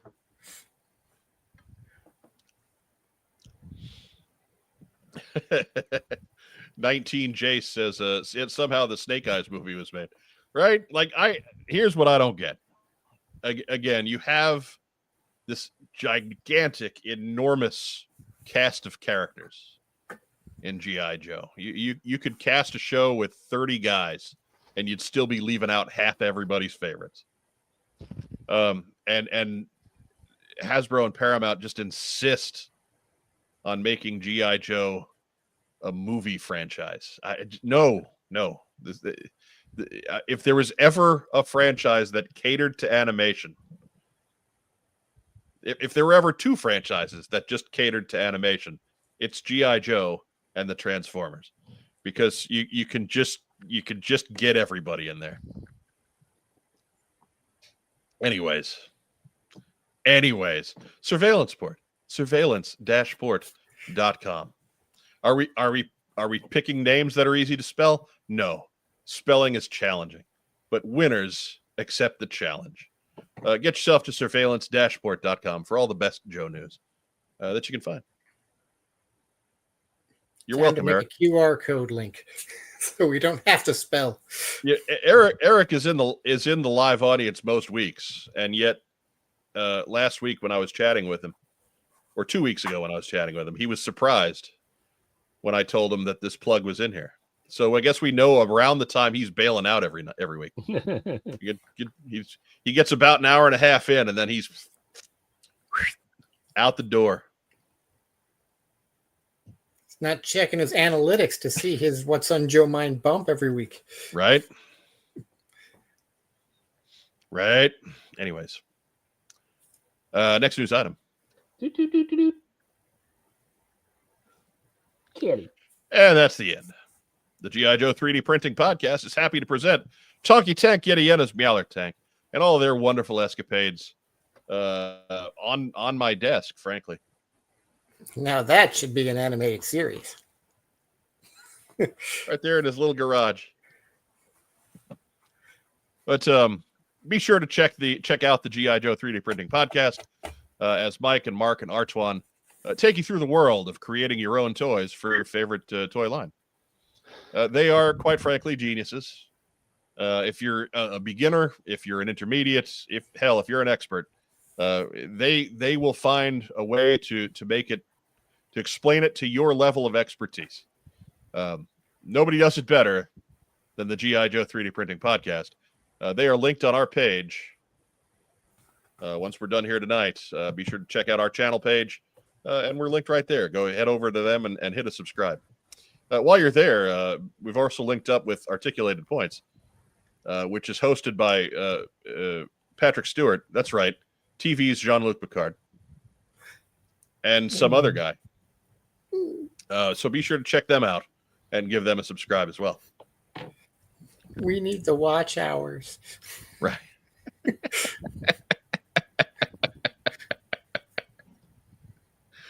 Oh my God. And that's the news.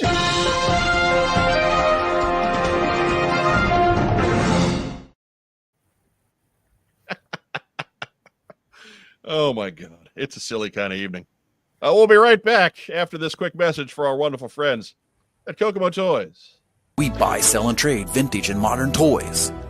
G.I. Joe, Star Wars, Transformers, Marvel, DC, and more.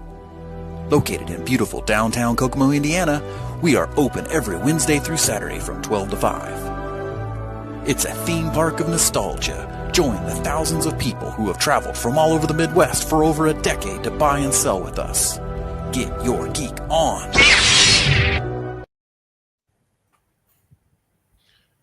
Figure Six Pack saying, "Yay!" There you go. Yay! There you go. You know, we could sell a pilot for Chunky Tank Kitty. We probably could. But by the time the studio heads got done with it, it would just be like some sort of Heathcliff vehicle.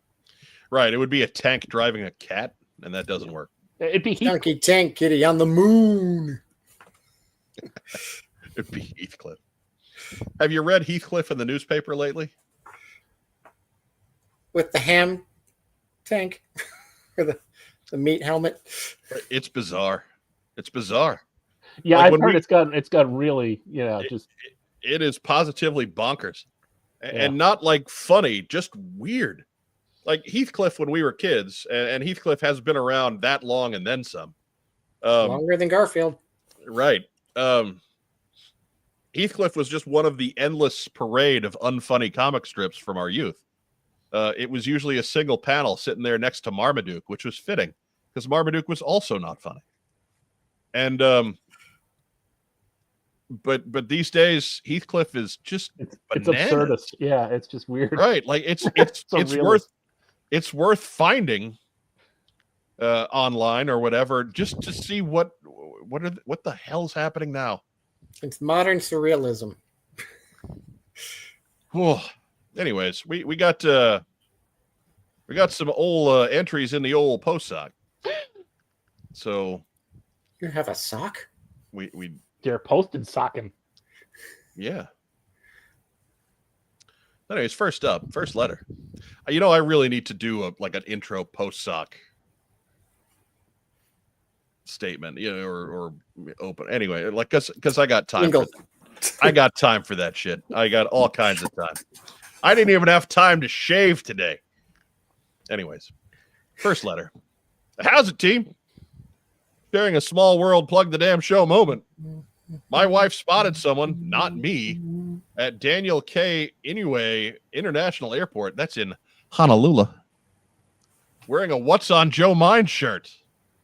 I nominate them for a What's on Joe Mind no prize and shout out. Aloha from the 808 state. That's from Torpedo Mike Edelman.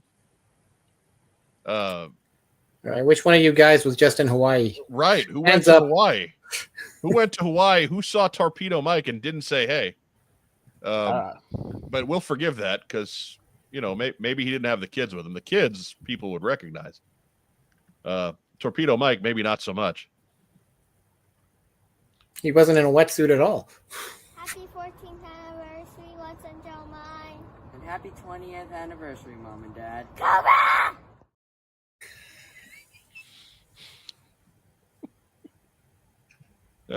Screaming kid. She's my favorite. Catch you off guard with that one. She's my favorite. But anyways, if you were the person at the Honolulu airport somewhere around maybe a week ago, write in. Give us a photo of your trip. Bonus points if it's a photo of you on your trip wearing your What's on Joe Mind t-shirt. But we figure it's a pretty good chance. We don't have so many listeners, so many viewers that throwing this out there, somebody's just not going to see it. So yeah, we want to know. We want to know what's up. What were you doing in Hawaii? Did you have a good time? My money is on it was one Jonathan Quayle Higgins. Perhaps. Did you have a good time? What did you see in Hawaii? Did you like the ham? We want to know all these things. How much you bench? What's your bet? 7.5 authentic internet points are waiting for you. Matt Rubin says, wasn't me. Well, we know. That would have Thank you, Shaggy. That would have meant leaving Pittsburgh, and we know you don't do that. You're Mr. Pittsburgh, after all. Anyways, next letter. At Joe Fest, hey guys, at Joe Fest, I got Larry Hama to autograph my MASH cap. Now a classic item in my personal collection. That is from Jason Griffith. So you can see the MASH cap there. There's Larry's signature right on the bill. Good deal. Larry Hama 25. First time I met Larry in person.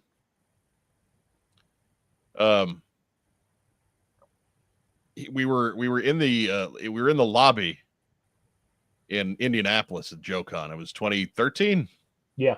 Yeah. And we had already talked to Larry once on the show, but he didn't, we were audio then, so he didn't see our faces.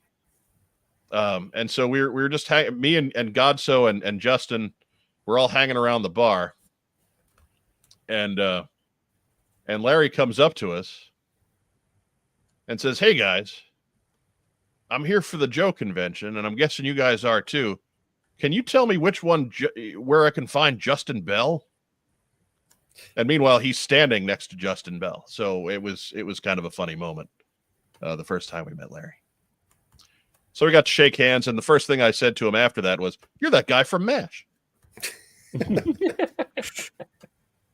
And that got a chuckle out of him. So I feel like I did good. I didn't gush and go, "You are my comic god." I did nothing like that. I made a crack about being on MASH. I feel good. Here, 15 years later, I still feel dandy. I feel amazing. That's a lie. I think I got there right after you guys had been talking to him, because as I was going to meet you guys in the bar, I literally almost ran into him as I was walking in. He threw the elbow out, but you dodged. Yeah. He was like, "Oh, I'm hitting this mook."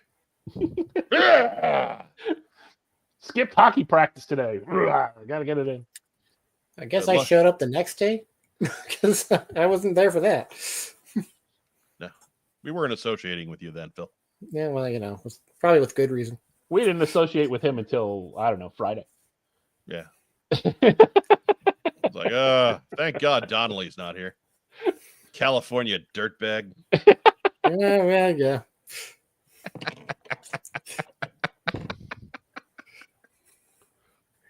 Oh, Lord. Oh, God. Anyways, it amazes me that there are people in this hobby that I know exclusively through this hobby that I have known for over 2 decades now. This troubles me. As it should.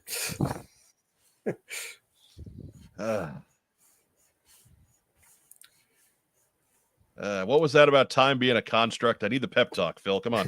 Come on, Remember Phil. all those 12-inch guys at the Joe Cons we used to go to? Oh, no, we're them.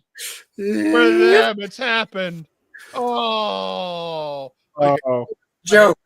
My hair's so dark, though. Thank God. Okay. All right. I feel a little Well, it better. could be worse. We could be the Super Joe guys. There are no Disintegrated? You're just disintegrating. Super Joe guys. We've killed the live chat, by the way. There's nobody typing anything. Running around armless. We've made them all feel old. Not armless, just handless. Handless. They have The carpal tunnel arthritis has set in. Large, meaty stumps at the end of their arms. Ugh. They're able to type on very big keyboards. They need dialing wands. Sight recognition. The keyboard now.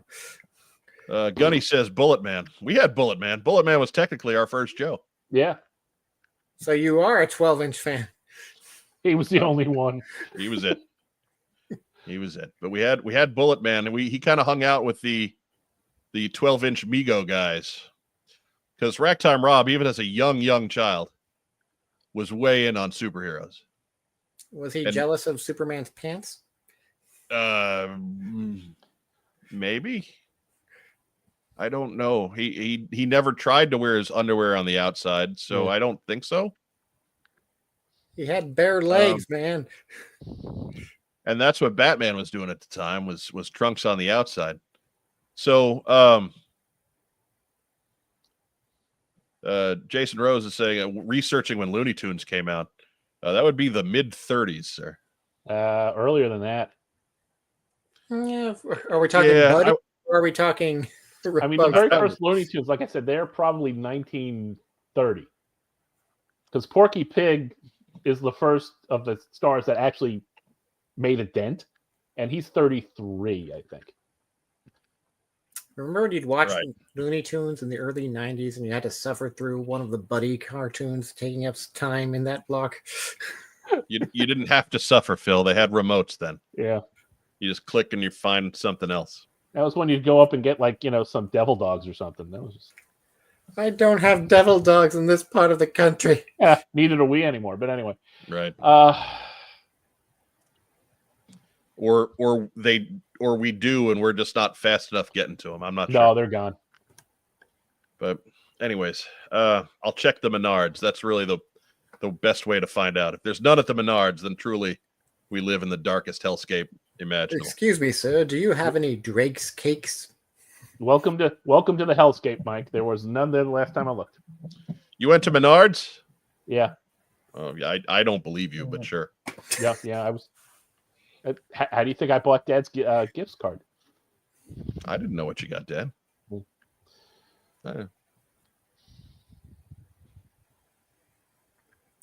I don't believe you. We've devolved into Anchorman skits. I don't believe you. Let me get a clicky pen. Oh, screw that. Let me get my clicky pen. I don't believe you. Go away, pen from Marco's Pizza. What's on Joe Mine, clicky pen? I don't believe you. Where's your scotch? Andrew Gauguin loves lamp. That's right. Do you really love the lamp? And then finally, hey guys, spotted a familiar logo this weekend. Hashtag plug the damn show. And that's Greg Augustin. He crossed paths with Gene and the Gunny. Oh boy. Hey. Look at the Gunny. Gunny has added some armament to the scooter there. Yeah. It's not just the machine gun up front. He's got grenade launchers in the back now. You focus in on that there. That's quality stuff. Not only that smoke screen and oil slick for anyone attempting to follow. He's not just a Marine baker. He's an engineer. Taking that home defense on the road. That's right. And Gene did send a bunch of photos as well. Unfortunately, I didn't have enough time to get them into the show. So we will send Gene's photo log over to our social media. So be sure to check us out on our social media pages. Links to those are all down below in the description as well. Just like everything else, just like where you should be commenting at least once after the video is done, or maybe do it now while we're thinking about it. And while you're down there, maybe you're clicking the thumbs up thing because you haven't been that good about it the last couple of weeks. That's right, guilt him. But the gunny, he's got cookies. I had to send him our address because he wants to send us cookies. So I absolutely did that. Gonna get. So Gunny, Gene has the address. I sent it an email. Gunny left us a voicemail. And the problem with leaving us a voicemail, it's great if you want to send us a message, but it's not an actual phone line, so I can't call you back. Did he leave a number? No. Well, then, yeah, you can't call him back. He left a number, but it started with 3 5s. Again, I listened. I listened to it late last night, so he may have, and I was just really tired. I don't know. It's been a long week. A long week.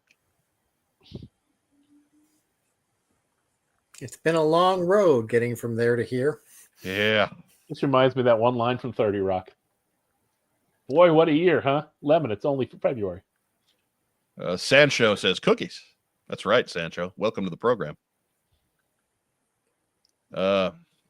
Greg, you got to get yourself some cookies, man. This man knows what he's doing with baked goods. That's a loss. Kickstarter. That's a missed opportunity, Greg.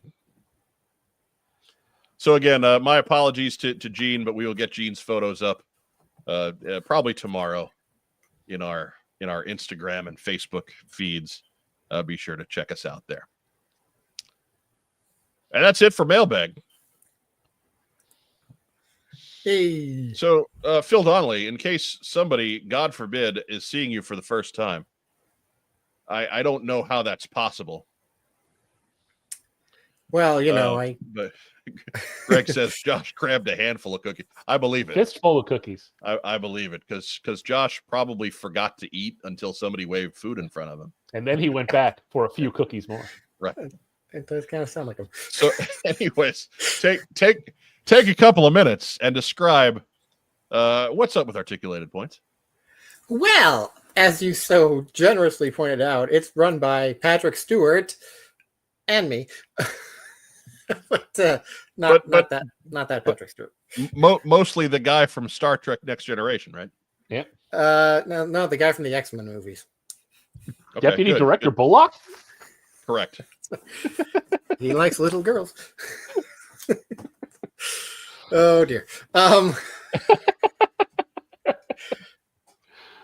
We're a podcast that's all centered around being video because we like to actually show off the toys that we're talking about rather than just, hoping you picture it in your heads. Right.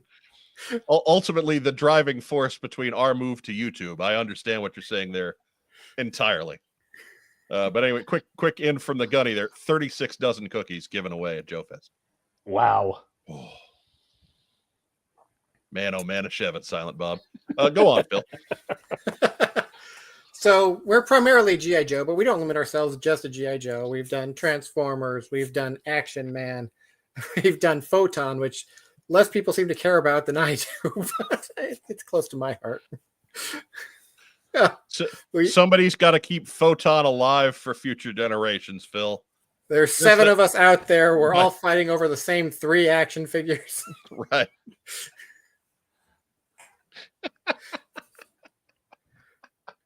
There are still 2 toys from that line I have yet to actually see. Oh. So, Phil, just give up and start in on the adventure people. Oh my god. Because those toys are out there. They were indestructible.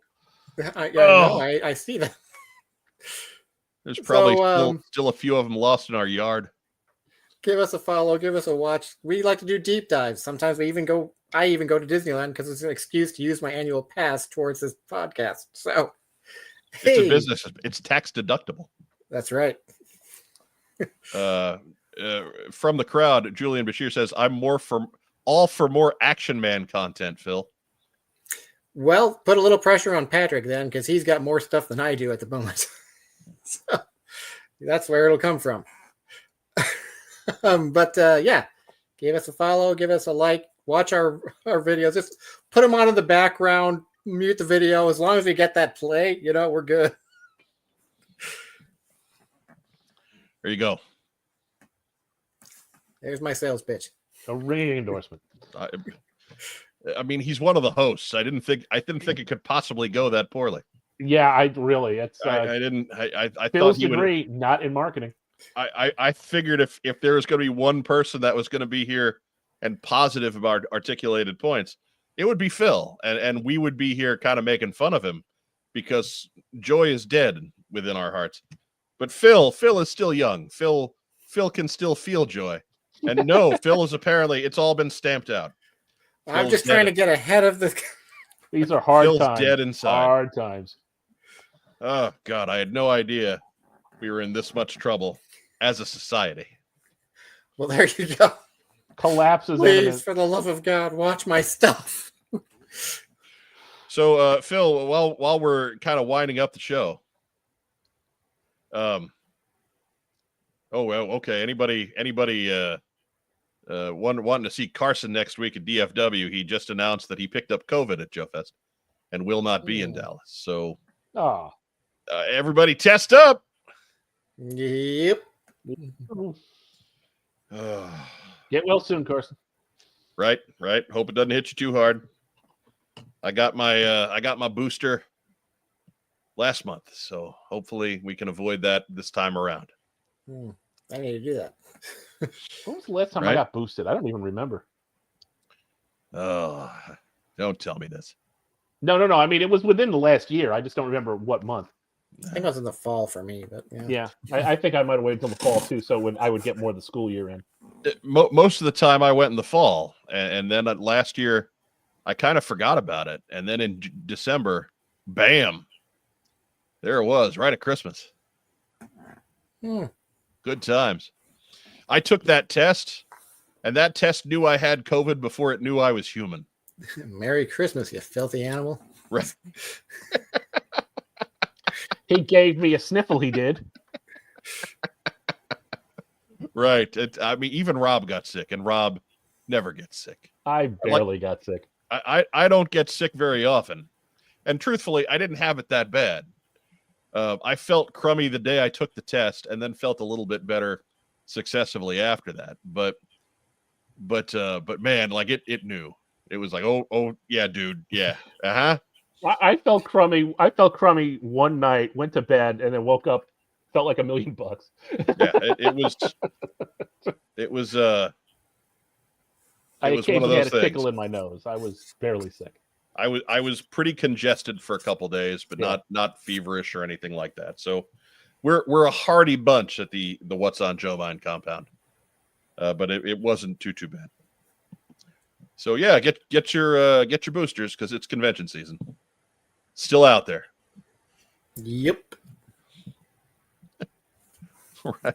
I mean, I have to agree. I saw this comment from 19 Chase. What year is it? That's a good question, man. What year is it? It's like we went back in time. It was 2020 all over again. Me, Joe, and Mark just broadcasting from the ether. Oh, nothing's happening out there. Telling people to stay strong in the face of Martian invasion. Let's distract everybody with puppet shows. Oh dear. Anyways, so Phil Donnelly, as we Yes. try to wind up the program tonight, what'd you get in? Well, I got in something finally that I ordered quite a while ago. So hey, look at that. Hey, I got mine too. Yay! Rex and Obviously, Rob I got nothing. Nothing. haven't opened them yet, but Not only that, I've got notices that Blowtorch and the Frag Viper have sent out for me, but nothing on Dial Tone. and then I also got an Optimus Prime because of course I did, but he's a big one. Is that the HasLab one? He is a big one. This is a Titan class one, but no, not the HasLab. Okay. This is Star Optimus Prime based on Star Convoy from 1991, which was a Japan only release. So obviously I didn't have the original version of this as a kid, but I did have the reissue. And yeah, this is pretty much an improvement in every single way. So he's big. He even comes with a hot rod who can transform, and he transforms. He's like 4 inches tall. He's like the size of a Star Wars figure. So Nice. there's a lot going on in it. So you want to make sure that Hot Rod stays small like that, so he's puntable He But by hides in the shin if you want. by that huge Optimus. You can just kick him aside when he needs to, as opposed to the movie when look at him. Look at that. He's a whittle. Oh, now Now he's he's lost in the carpet. So yeah, it's good. It's fun. I'm glad I have it. It's just, expensive, but he's big. That is pretty cool. There you go. Right there.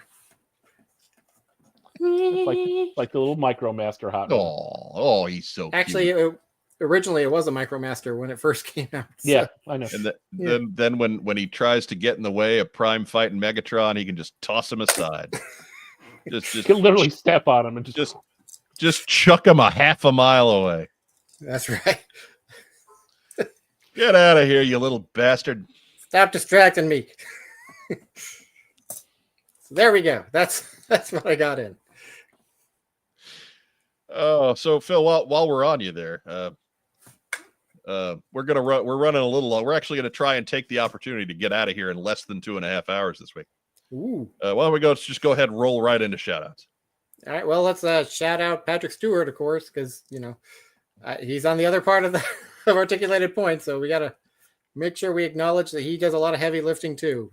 So you would have seen him at Joe Fest over the weekend. He recorded a few of the panels, so we're going to try and get that up on our channel. We've already got the first 2 up, and we got at least 1 more to go. So keep an eye out for that. Right. And yeah, that's all I got for this week. All right. Right time, Rob. Who we shouting out?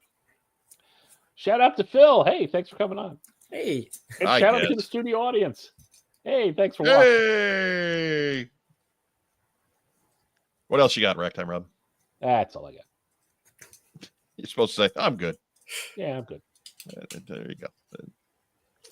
Follow your own bit, man. Come on. Well, I mean, the bit was over. Always leave him wanting more. He's killing me tonight. He's killing me. Anyway. He was good with the bit. I wanted more of the bit, and then there's just no more bit. I wanted more of the bit. Nope, no more. I'm good. Oh, well, there it is. Denied. Denied. There was. Got to slip it in there when you're not looking. Thank God one of us is awake. I'm going to reiterate Ragtime Rob's call out to the live crowd. We appreciate you guys. Some of you just show up every week, and God, we wonder why. But we are eternally grateful. If you're catching us on the replay, we love you too. Be sure that however you're watching us, be sure you're going down below into the description box there, and you're clicking those buttons that we want you to click so well. About 25% of you every week don't, and I just don't understand. Because if you've watched this far into the video, YouTube is going to continue to recommend us to you for the rest of your natural life. So you might as well just like the video, subscribe to the channel, make us happy. I swear to you, if we ever get to like 2,000, 2,500 subscribers, I will never ask you to subscribe again. Maybe I'll put a little dumb graphic in the corner, but I'll never actually ask you again. That's something to shoot for, isn't it? Just to never hear me bitch about subscribing ever again. Subscribe so Michael shut up. Let's help out Uncle Mike.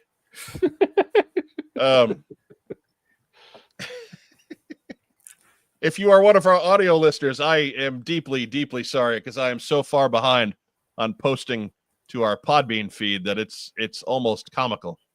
So hopefully you guys are coming on over and at least playing YouTube and listening to the audio.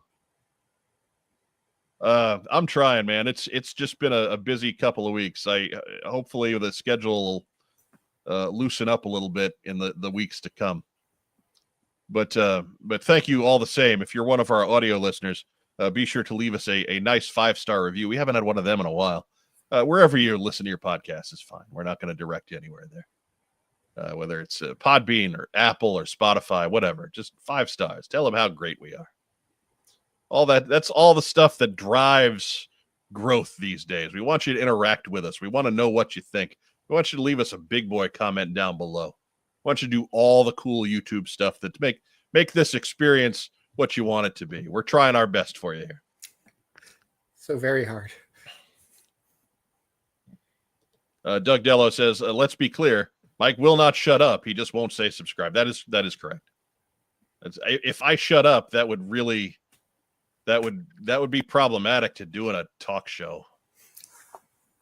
So, I mean, as much as I'd like to say something self-deprecating here, there's certain logics we cannot escape. To our wonderful friends and sponsors of Kokomo Toys, let's sing your theme song. Kokomo Toys. Kokomo Toys.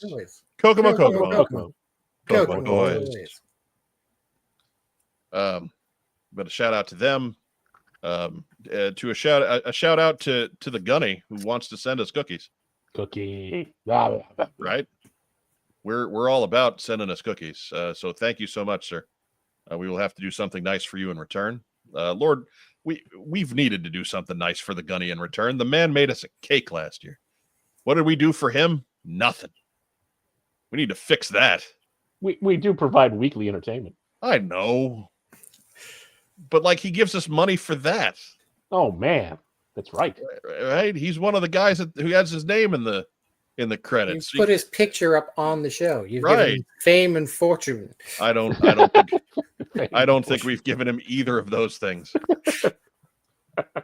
No, I know we haven't given him even those. No. We don't have it. We don't have any of those things ourselves, so we're not important enough to be infamous either. Steve Young asked, but what should we say? What did I ask you to say at 5 different points during this video tonight? Come on, man. Help me out here. You're killing me, 2-time All-Pro quarterback Steve Young. I need some water. Daddy's voice is dying. Oh God. Hashtag sponsored by Yeti. Still go. Hear that ice rattling around. That's right. That's like an 8-inch long block of ice in there. Hot damn, that's a great cooler. Ice spears just going right in. Yeah. Ooh, look, I'm rejuvenated. I'm back at the peak of my powers. You should use some frozen berries next time as your ice. Flavor the water as it melts. Oh, no. Infused. Yeah, it'll be spa water.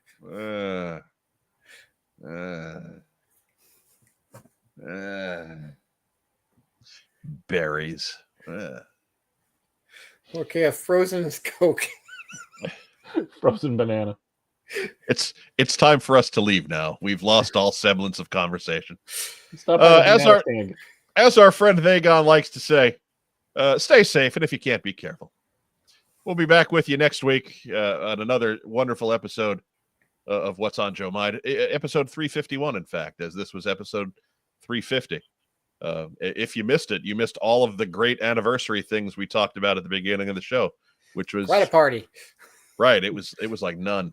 Yeah. Well, you know what? I can't think of a good comic series that had a good, 350th issue spectacular. So right. We'll be back next week. It'll be our last show before July 4th, last show before Independence Day.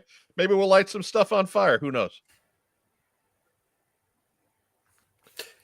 Feels like I'm not coming back.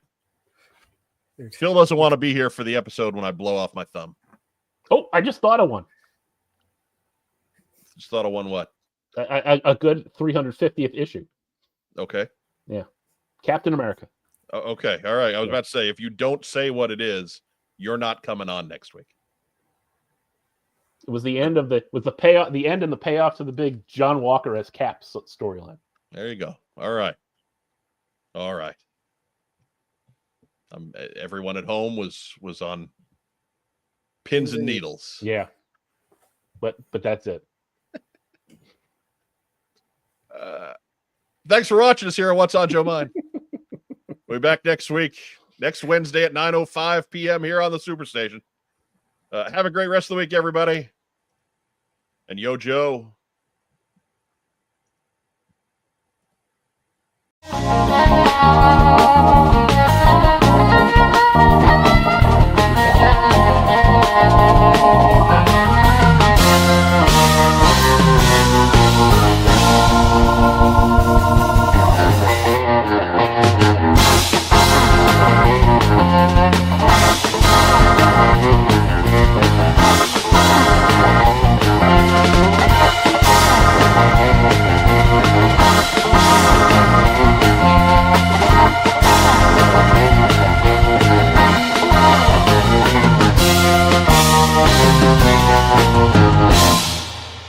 Thank you.